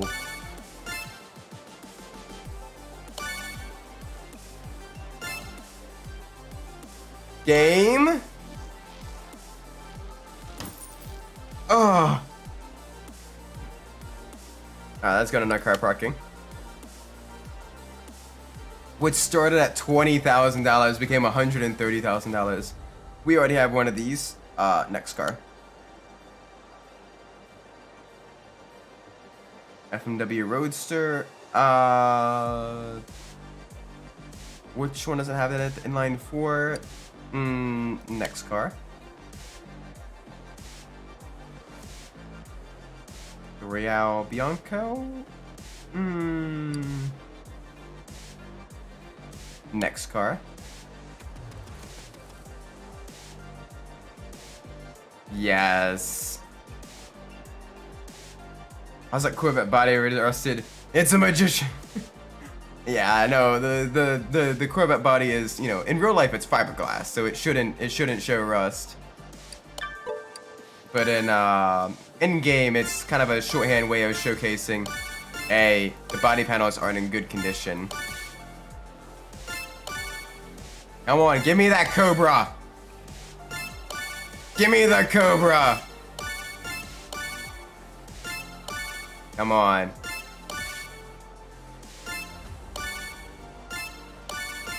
Game. Don't be like that. Don't do me like that. Don't do me like that. Ooh, we got it underbite as well. That's going into car parking. What else do we have? The Maserati Sebring. We found quite a few of those. They're always in blue too. Next car.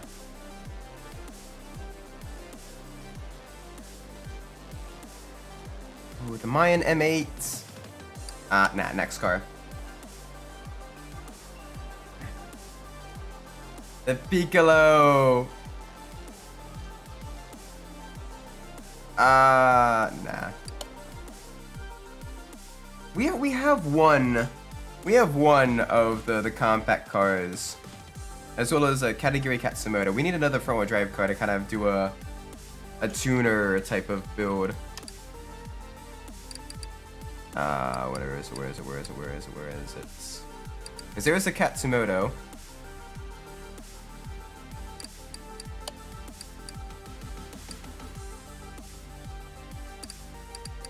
And where is...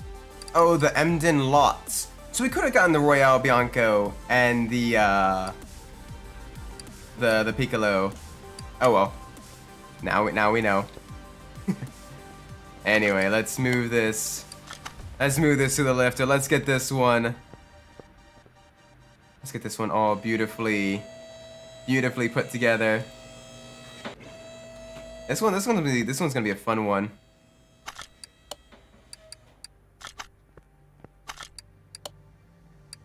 I can't wait to see exactly how fast this thing goes, how much power we get out of the engine. Alright, let's get this all... Yep, no oil, go figure. Get the interior cleaned. There we go, very nice. Alright, let's see what we need to do to get the engine out. Not a whole lot, actually. Just gotta get the tires off. Need a GT40 replica in my life. Same.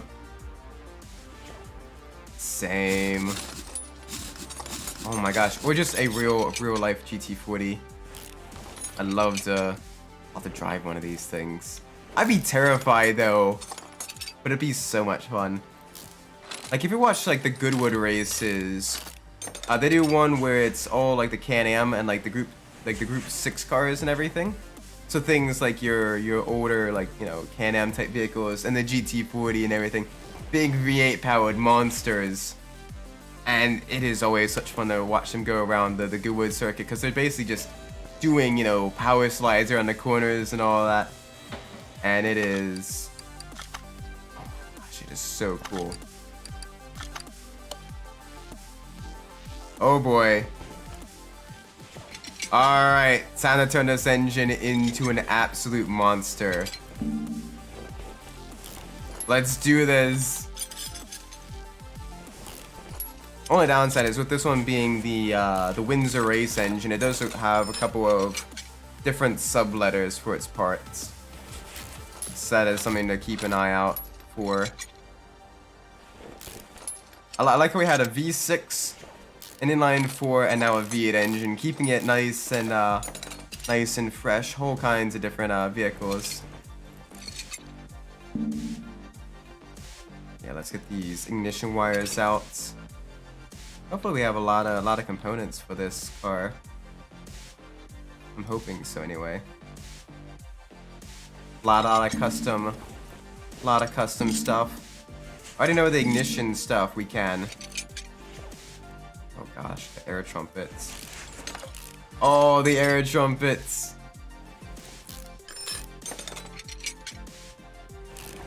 Because of course the full-on race engine would be like this.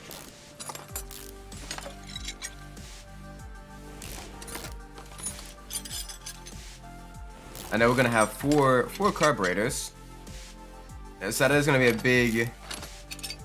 big increase in power there.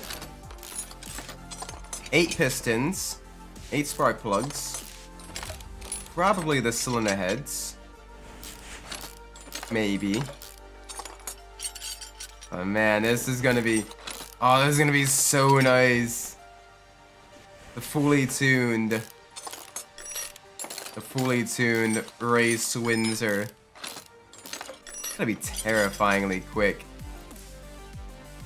I'm definitely gonna be putting this thing on racing slicks.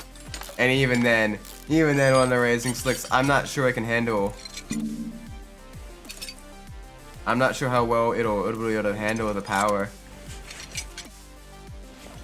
Because, oh my word.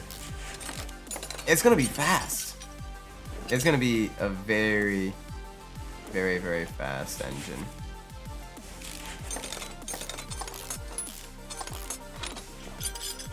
And I am all for it.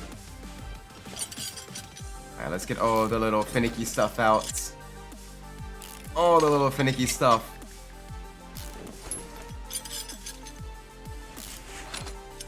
Oh man. This is gonna be so cool.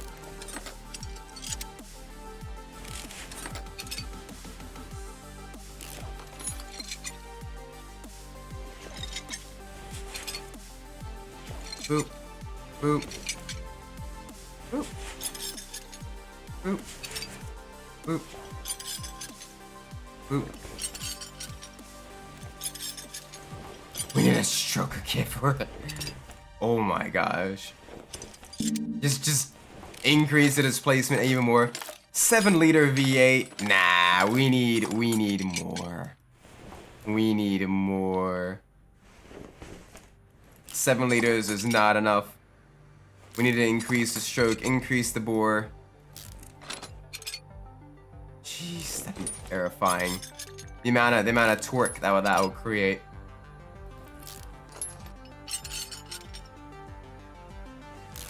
You need to change the gear ratios as well, because otherwise you'll be you have the valves floating and everything. You get a lot more vibration. Probably lower engine RPM too, because the engines need to travel a longer distance. The pistons need to travel a longer distance. So yeah, you're gonna need to adjust the gear ratios to be more towards top speed to compensate.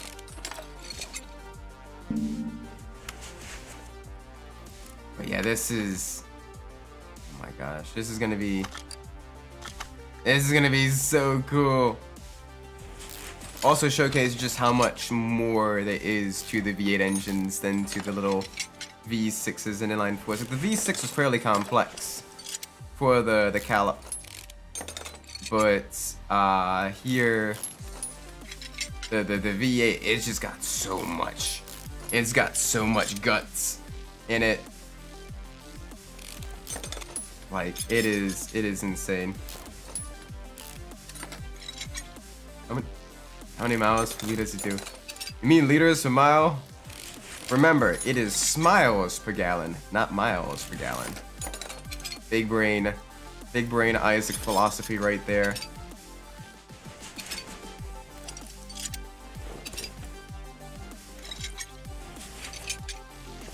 Oh my gosh, so much stuff. Alright, let's see if it'll do. How much can we restore? No big crunch yet. Okay, we got 2 big crunch now. 3 big crunch. That ain't good. Alright, engine block's solid. Crankshaft's solid. So let's get a bunch of pistons. Alright, we're gonna need 8 of you. 8 piston rings.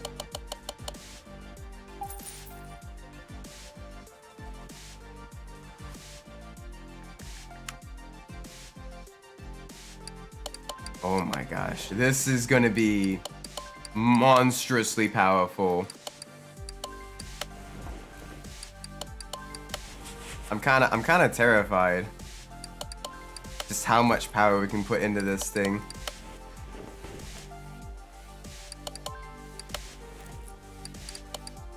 Because the race version of the engine already, right, is in pretty solid, makes some pretty decent power. And I know we can probably get some more performance upgrades into it with the camshaft, the crankshaft, and everything. So, not the crankshaft, the camshaft, the cylinder heads, and all that. As well as, I do know the fact that all the carburetors can be replaced, and that will stack. So that's going to be a very, very, very fun experience soon. gosh. This is gonna be absolutely gorgeous. We're gonna have the Ford Racing Blue on the engine paint as well. Of course, we need the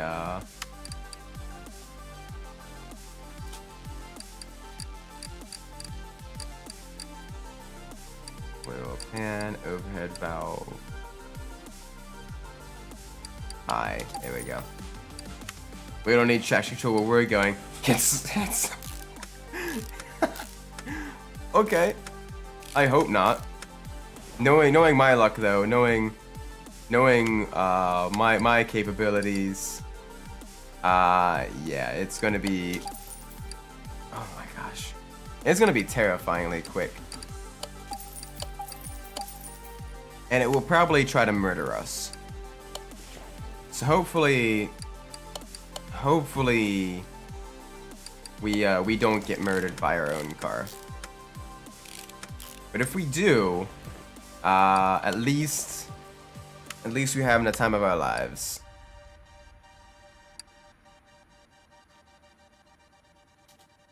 Oil filter V8 overhead valve. We want the black one here. There we go. All right, let's rotate this back this way. All right, so that's overhead valve I. So let's go to the performance shop. And let's see, V8 overhead valve, HK. No, there's no engine. Wait, V8 overhead valve, I. Okay, we do have it. Okay, good. Isn't the speed world record a Ford GT? It technically depends. It's when going for speed records, there's a lot of like, oh, well, we're the fastest naturally aspirated version. Oh, well, we're the fastest production car. Oh, well, we're the fastest jet-powered car and everything. So there's a lot of iffies there. There is so much iffy stuff there. So you gotta be a little bit careful in that regards. Which one is this one? That is V8 overhead valve. Oh, that's exhaust manifold B. V8. Oh, there's no custom exhaust manifolds for that. Okay.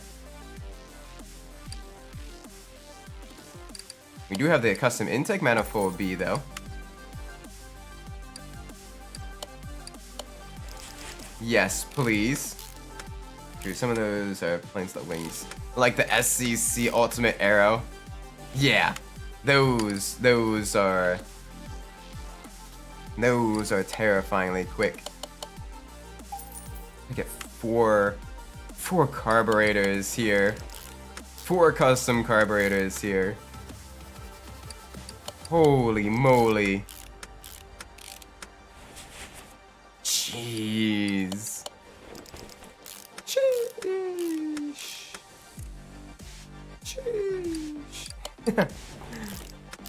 Oh my gosh. Alright. Can we get the trumpets? No. Okay, so we're gonna need trumpets here. Yeah, we can't restore the trumpets, so we need 8 of them. And oh my gosh. This thing is gonna be a powerhouse.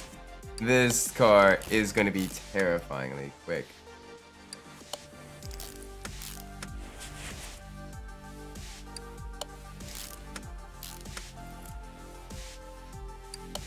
Oh my gosh.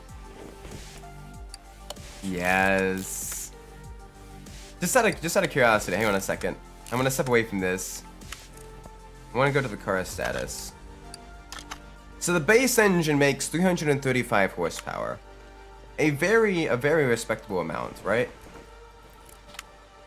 But this is gonna be even faster. This is gonna be even faster. Valve pushrod. Please tell me I don't need like the crazy ones. Okay, no, we just need the regular ones. And we need 16. And we need the rocker arms. Yeah. So I'm thinking we could probably get into the 600s with this engine tune. Maybe more. Because we can definitely upgrade all of the ignition stuff, the ignition side of things. We won't be able to really do much on the exhaust side of things though. But the intake side has been fully tuned. That's got all the crazy carburetors and everything that are really gonna be boosting power. The ignition is gonna be better. Exhaust, I imagine, probably isn't gonna restrict us too much. But it's a shame that there isn't any crazy custom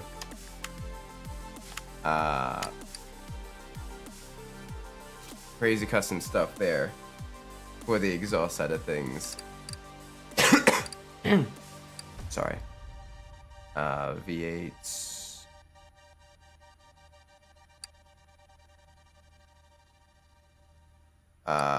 Is it gonna give us something? Okay. Is this a head cover or an engine head cover? Head cover. Got it. Head cover, head cover, head cover, head cover. There we go. Boop. And then boop. Yeah, titanium bundle. Oh, yes. Full-on titanium bundle of snakes. With all the crazy equal-length headers and everything. Yes. Yes, that'd be nice. Please. It may be in Car Mechanic Simulator 2021. I know they definitely increased the visual customization in that game. With you being able to paint pretty much every component, which is kind of cool. Though I'd imagine probably very time consuming. But yeah, this is a nice one though. This engine. I wish I could get the chrome engine head covers though. Because going from the Ford Racing Blue to the aluminum back to the Ford Racing Blue just seems kind of strange. Oh, this one had one. Whoops. Whoops, whoops, whoops, whoops, whoops. Alright.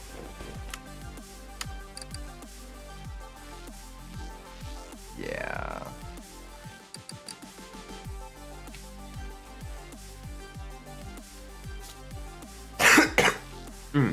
Sorry. Alright, and is the other one an A? No, that is also a B. Okay, cool. So it's still gonna look very, very nice. But it's gonna make it just a little bit less power. Still looks absolutely gorgeous though. Oh my gosh. Awooga. Alright, we need 8 sparks. Ignition coil, no, ignition coil B, distributor cap, and rotor. And this should make the engine a little bit more powerful. I know, I like how the spark plug's only like 13% power increase, but it's still, you know, it's still nice. Oh my gosh, we haven't even gotten the camshaft yet. Whoopsie daisies. We definitely need to get that first. So camshaft. Ooh, standard camshaft. Camshaft V8 overhead valve. Oh yeah. An extra 2% of power there. Another 5% of power there. Yes. Alright, we do need a clip though.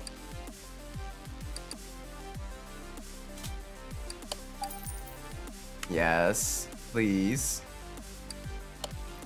Oh my gosh. This thing. I am loving it. I'm loving every second of this. Okay. So we need ignition wires, just standard ignition wires for the V8. Yes. Oh my gosh, the blue and the red like that actually looks really, really good.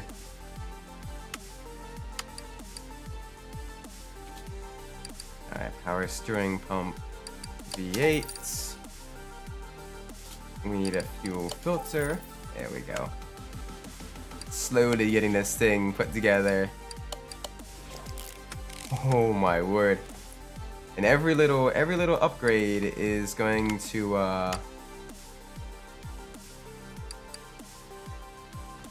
it's gonna just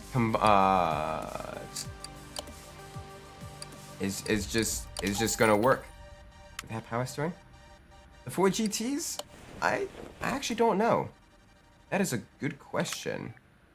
That is a good question. I don't think so, but I could very easily be wrong. I know some modern race cars have power steering. But then other race cars do not. So it could be maybe. Alright, so we need an arm, water pump pulley, crankshaft pulley. Arm, water pump pulley, V8, overhead valve I, crankshaft pulley, V8 overhead valve. There we go. Get this all put together. And there's the alternator. Beautiful. And that one's the inline 6 alternator, but that one does have a performance version. Another 1%, so it's another like 3-ish horsepower. Okay.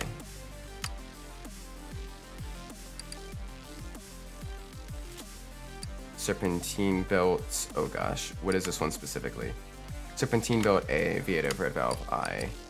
Serpentine belt A, V8 J, V8 overhead valve I. There we go, the triangle.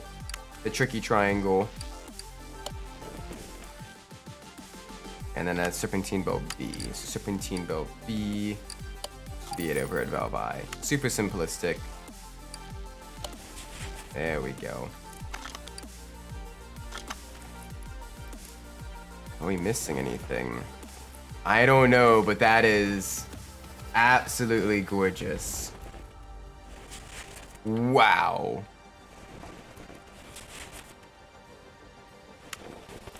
That is, yeah, I'm gonna, just because, I mean, come on, that is,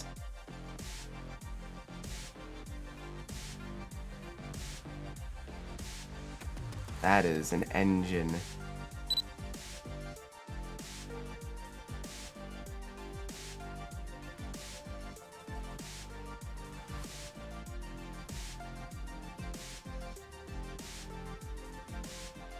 There we go. Yeah. No, normally I usually save the photo mode for later in the game. Where once I've done the builds and I can put them on the socials and on the Discord and everything like that. But oh my gosh. That is just, oh. That is nice. Alright, let's see if we can can't get the muffler. Oh, we can. A 4% increase in power. Don't mind if I do.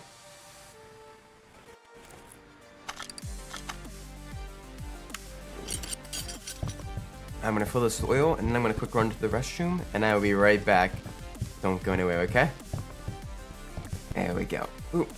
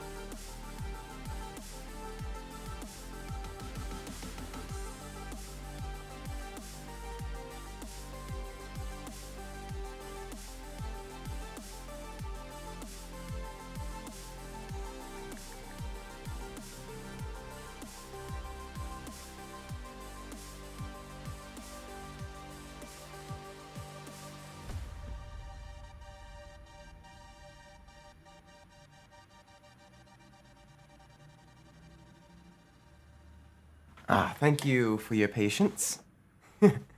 There we go. Oh my gosh. Alright, so let's get... Alright, so that's gonna be under the lifter. Cool. Okay, we can get those replaced pretty much easily. Oh my gosh, though. Look at that. This thing is gonna be absolutely amazing. I'm hyped.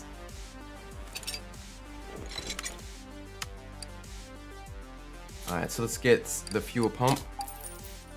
Let's get the fuel tanks as well. And it's this one and this one. One of each. There we go. Get the performance enhancer in there. Yes. Yes.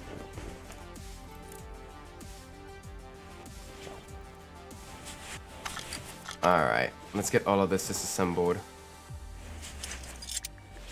Time for the fun.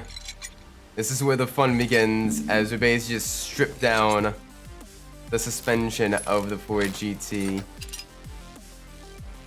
Surprisingly not too much in these mid-engine vehicles. It's much more balanced kind of between the front and the rear wheels. So this, you don't have all the crazy stuff going on. Like, it's not too bad to work on. Like the most annoying one was the Esprit.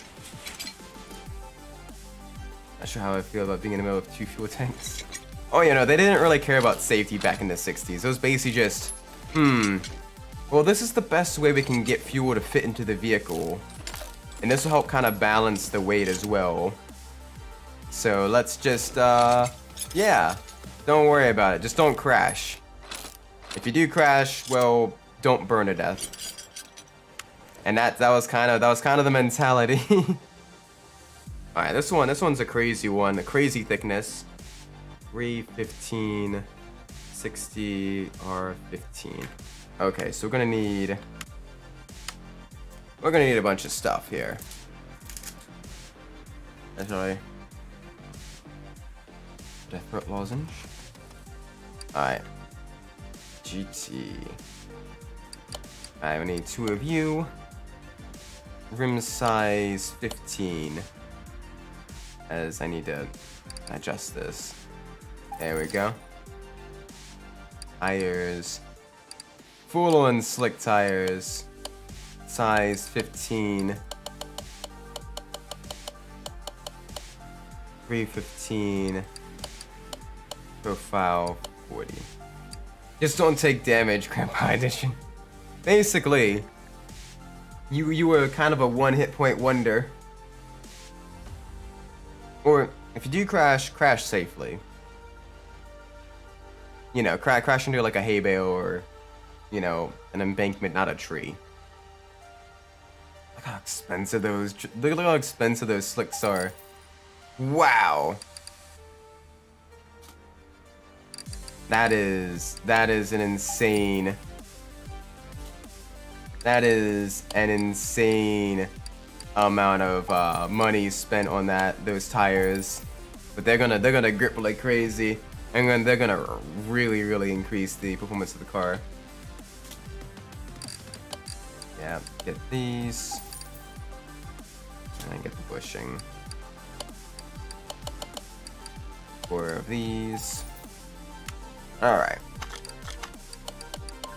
Boop. Save some money and put economy tires on it. No. Oh, definitely no. If there's one thing my dad taught me well, if there's anything that separates you from the ground, you do not skimp out on it. That be a mattress, shoes, tires, and by extension, suspension as well. That is stuff that you always make sure you get the good stuff for. You can budget elsewhere. Eat instant ramen for a month or what have you. But those are the 3 things that you make sure you have decent quality of. Because your quality of life will increase dramatically with those.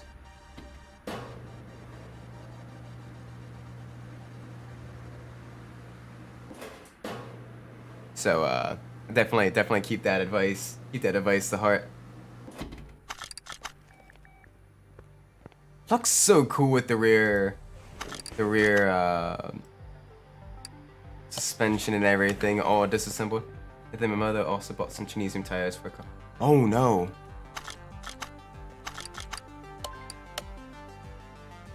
That's the tour I made her get something better. Yeah, definitely. Like, you don't need, like, you know, Z-rated tires, whatever, for like a Corolla.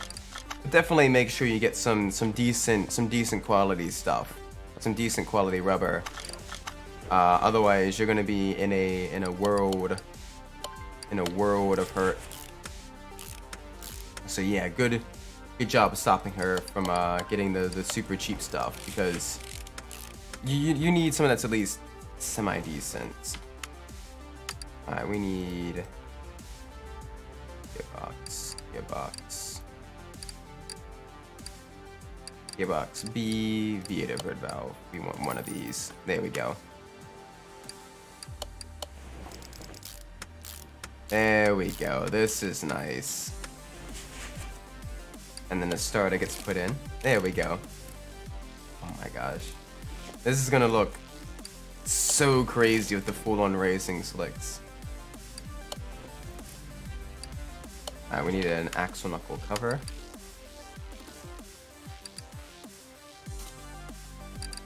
That's the front. We need the rear axle knuckle cover. You know, it's the same thing with like the shoes as well. You wanna make sure you get some decent, like, you don't need Air Jordans, but you do need, you know, some decent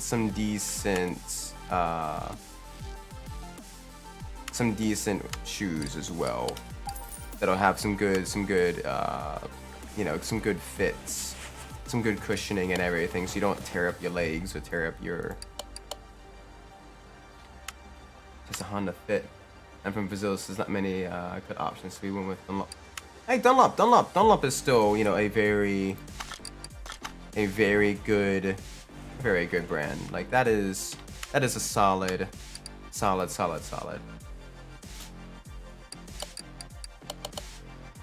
Like, that's still a lot better than some other options you could have gone with.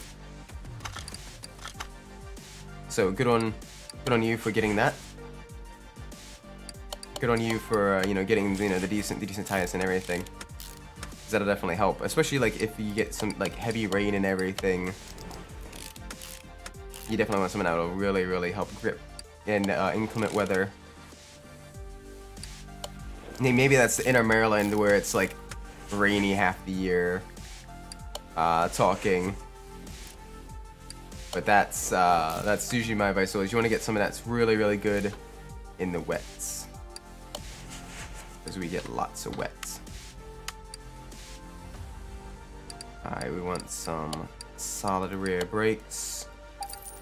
Brake pads. There we go. Gosh, this thing.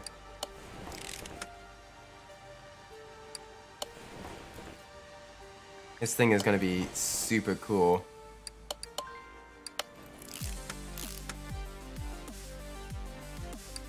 Ho ho! The full-on racing slick on the GT40. Look how meaty that is. That is a tire you can hug with both your arms and your legs. The full body hug. That is nice.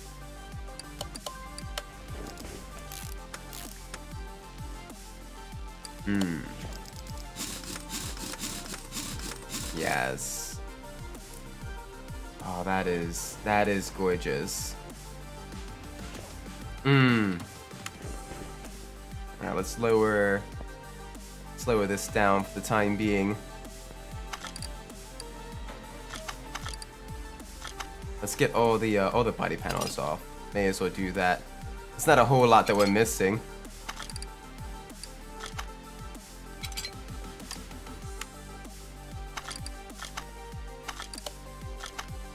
Lower tire pressure in a slow-mo camera. Yeah, oh my gosh, there's a sheer amount of grip of that. You get to see just how insane that is.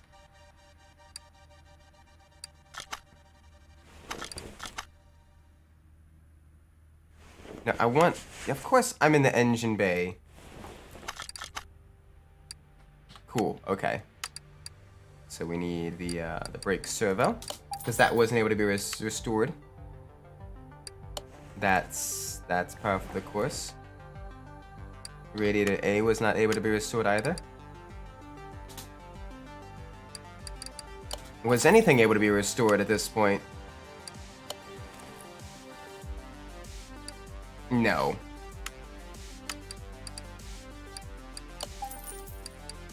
Please. Okay, we need a fan B. A fan 2. I like how this one has the double fans. There we go, that looks nice. That looks nice.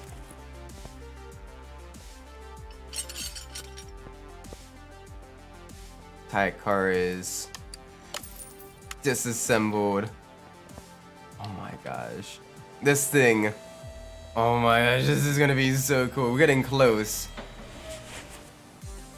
I need some V-Lux. I remember raw down, putting a line into the tires, then moving after they launch.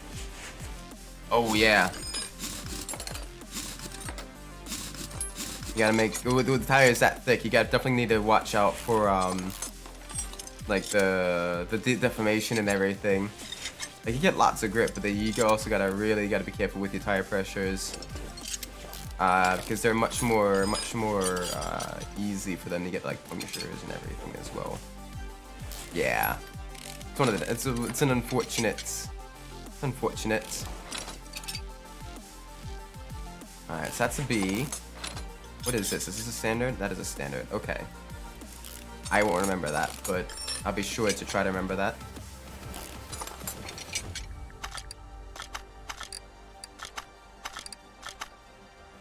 Okay, and there's no, whatchamacallit? There's no, cradle. Interesting. Okay, so I'm gonna need 8 bushings here. So that's good.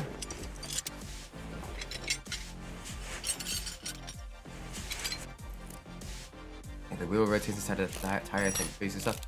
Yeah, that happened with the Camaro Z28, the most recent one, when they were testing it in Nordschleife, but they had to, like, increase the abrasiveness of the sidewall and, like, put, like, glue on it, because under heavy braking, the tires would break away from the rim. And the rim would lock up, but the tires wouldn't. And it was just a very, very surreal experience. Just to show how powerful the brakes are on that car. Absolutely mind-boggling. Alright, let's see. We need 2 double wishbone shock absorbers, 2 front shock absorber caps. 2 front springs, 2 hub bearings, 2 hub caps, 8 bushings,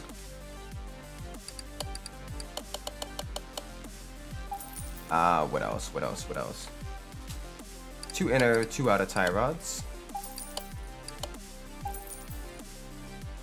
standard sway bar, 2 sway bar front end link Bs, 2 please, and brakes, 2 vented discs, and then 2 brake pads. And I think that's all the stuff we are guaranteed to need. So much brake you can't stop. Pretty much, yeah, that's kind of what happens when you lock up your brakes regularly as well. Alright, so these are 285, 60 R15s. Okay, so let's go get that. GT 215s. And then here, the slick tires, 215, 35. Super thick on the front as well. Jeez. Nah, don't worry. I get the 2 brakes mixed up as well. And I'm Mermacan. I should be able to speak it in English. Oh, that's 1 crunch. Okay, only 1 crunch. That's not bad.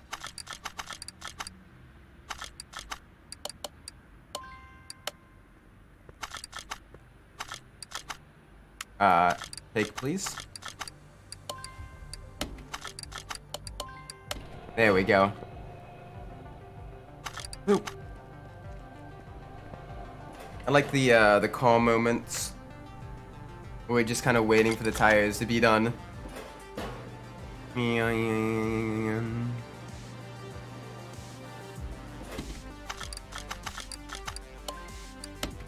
Alright, let's balance these.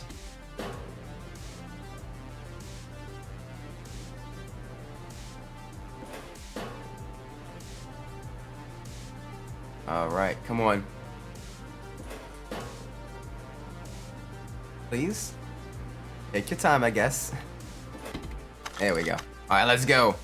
Let's see what component broke. Hopefully nothing major. Alright, so both the steering knuckles are good. Alright, both the front axle knuckle covers are good. Bottom suspension arm are good. Upper suspension? Yeah, okay, it is the upper suspension arm. Cool. So that's what we need to get. That is the one thing we need to replace now. Upper suspension arm. Hopefully not upper suspension arm B. Yeah, just regular upper suspension arm. Sweet. The rest just goes together. Then the car is mechanically done. Then we just get the interior stuff. We're getting faster on these builds as well. We're getting so much faster on these builds. And it's kind of fun because you get to then kind of spend some time kind of goofing around, finding other vehicles and all that stuff.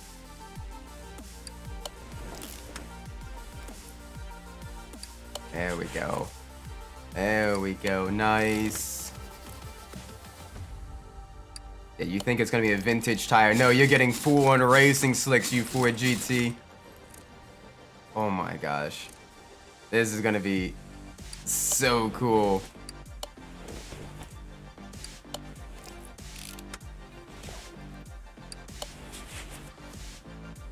Boop. Come on.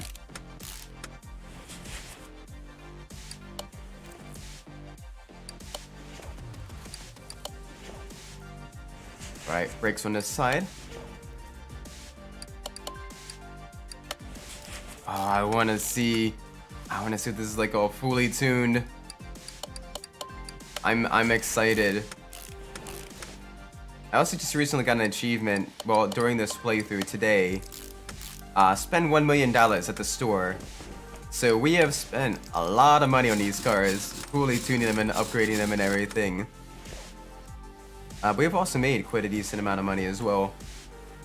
So that is also quite nice. There we go. There we go.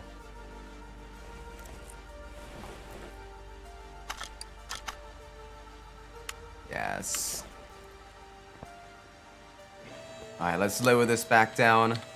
Let's get the interior stuff now. Alright, steering wheel, and then 2 seats for the GT40.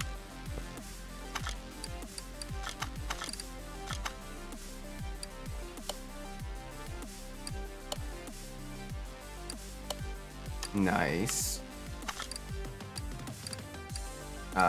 Normal mode, please. There we go.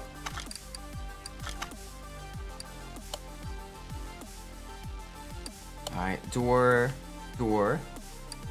Okay, we don't have the front clamshell. Alright.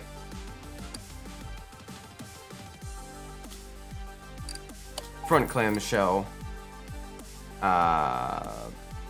Window.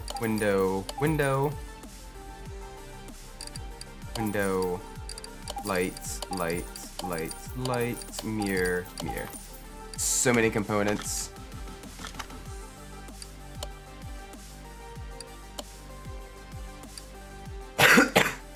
I'm sorry.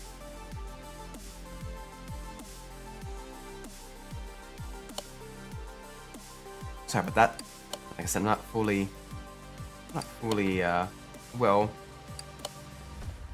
definitely better than it was earlier, but, let's look at that a little bit. There we go. Now let's get these. Oh, yeah. Looking good so far. Alright, I think I know what I want for the license plate. So we have France. We do have France.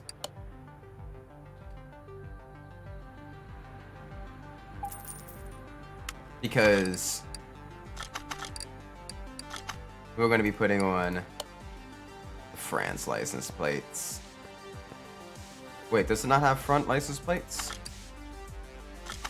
Oh.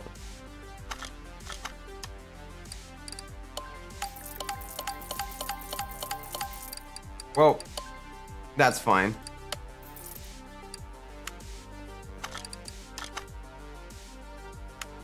That's fine. That is perfectly okay. Who needs a front license plate? Alright, let's paint this thing. Let's see what liveries we got. Purple stripes. Sure. White stripes.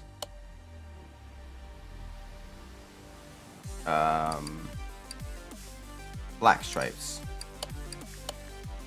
That's it. Cool.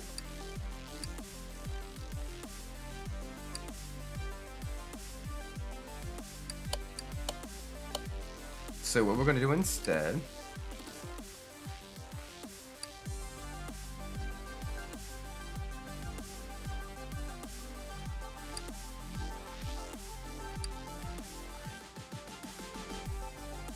I don't think anyone would be able to see the front plates on this car.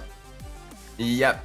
Nope. Not a single soul will be able to see the front plates on the wonderful Ford GT. Oh my gosh, this thing is gonna be so nice. Alright, there we go. A nice pearl red.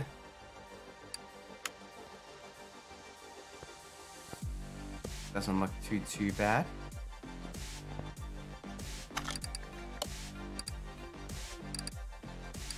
Alright, let's dyno tune it.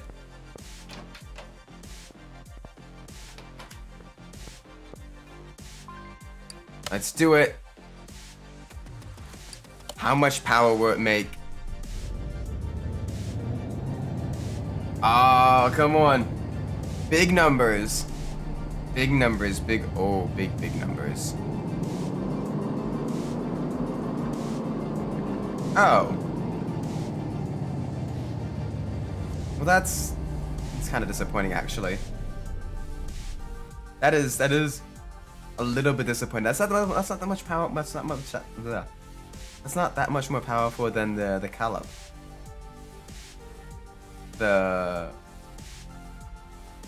It's kind of disappointing. It's about what the race version of the Ford GT actually made. So, okay. Touche on that front. Bravo. Bravo. Let's get another gear in here. There we go. There we go. Look what they need to mimic a fraction of my power. Pretty much, like there's not much more. There wasn't much more compared to previously. It's kind of disappointing. It's very disappointing actually. I was expecting like, oh yeah, big power. No, just a little bit of power. Just a little bit of power. Great interior though. Oh my gosh, gorgeous interior design. You ready? Maybe it's just sandbagging. Maybe we get a lot more speed than we think we will with this.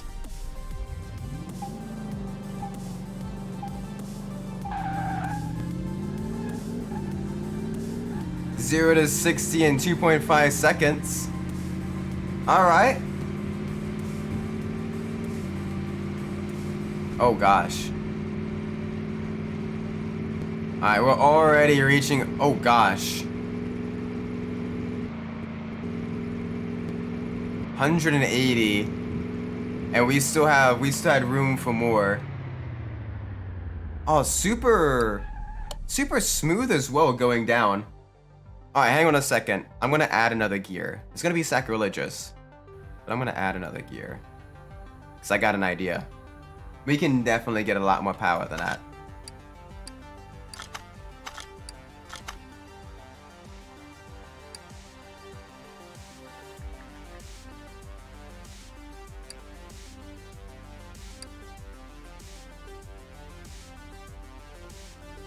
There we go. Alright. We can definitely go a lot faster than that. Like, I think we can easily break 200 miles an hour, despite only having a little bit over 500 horsepower.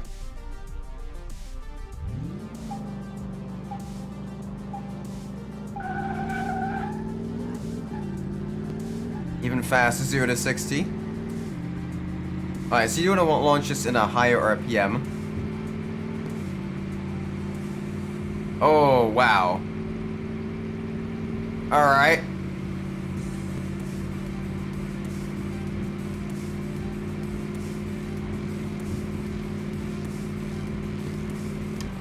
Only 187. Dang. That's not bad. That's still not bad. But yeah, not nearly as much as I was hoping. Big sad. Big sad there. Alright, you know what, to end, we need turbos. We need to be able to turbocharge it. We need to be able to turbocharge the engine. Oh my gosh. Can you imagine supercharging a Ford GT? That'd be insane. With that being said though, what we're gonna do is we're gonna quick go to a barn, maybe purchase some vehicles there, and then we're gonna end the stream. This has been a lot of fun getting this all wonderfully tuned up. 3 great mid-engine vehicles. Oh, we got junk. Ooh. Yep. Happy to get those body parts off of you.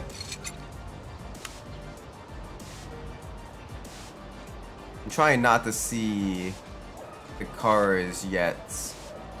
I wanna be a little bit surprised with the cars before I go completely, you know.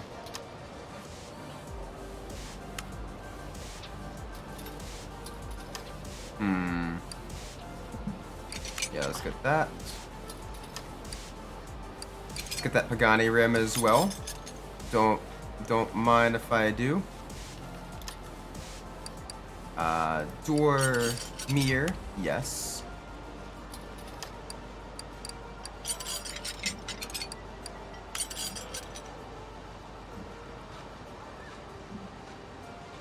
Alright, so I know there's 2 cars here. I've not really seen the cars.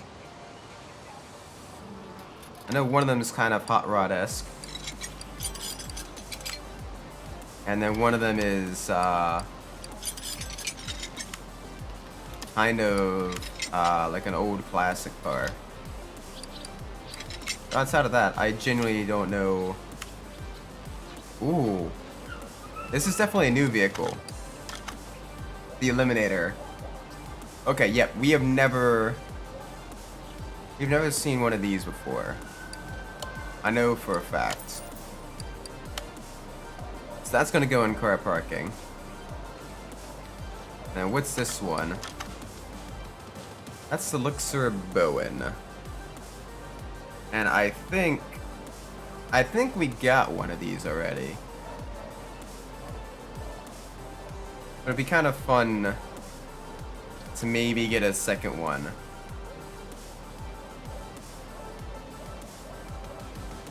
Yeah. Yeah, it's gonna go in our car parking as well. Sweet, so we're gonna turn to the garage, gonna buy all these parts. Gonna try to restore as many of these parts as we can. And then we're gonna end this stream.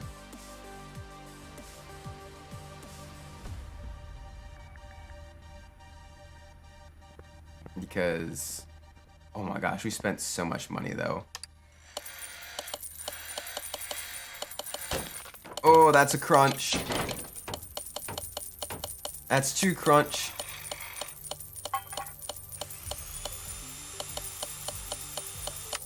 Okay, so only 2 crunches. Very unfortunate crunches. Alright, so we got a little bit of money there. Alright, so with that being said, we're gonna be ending the stream here. Thank you all so much for watching. I do appreciate it. It's been a lot of fun. I'm having a lot of fun streaming and everything. This has been great. Restoring cars with y'all and everything. With that being said though, I'm gonna be ending the stream here. Thank you all so much for watching. I've been Isaac Umbras, wherever you are in the world, what a time of day it is for you. May it be a great time. And I will see you all in the next stream. Until then, take care everybody. Bye bye!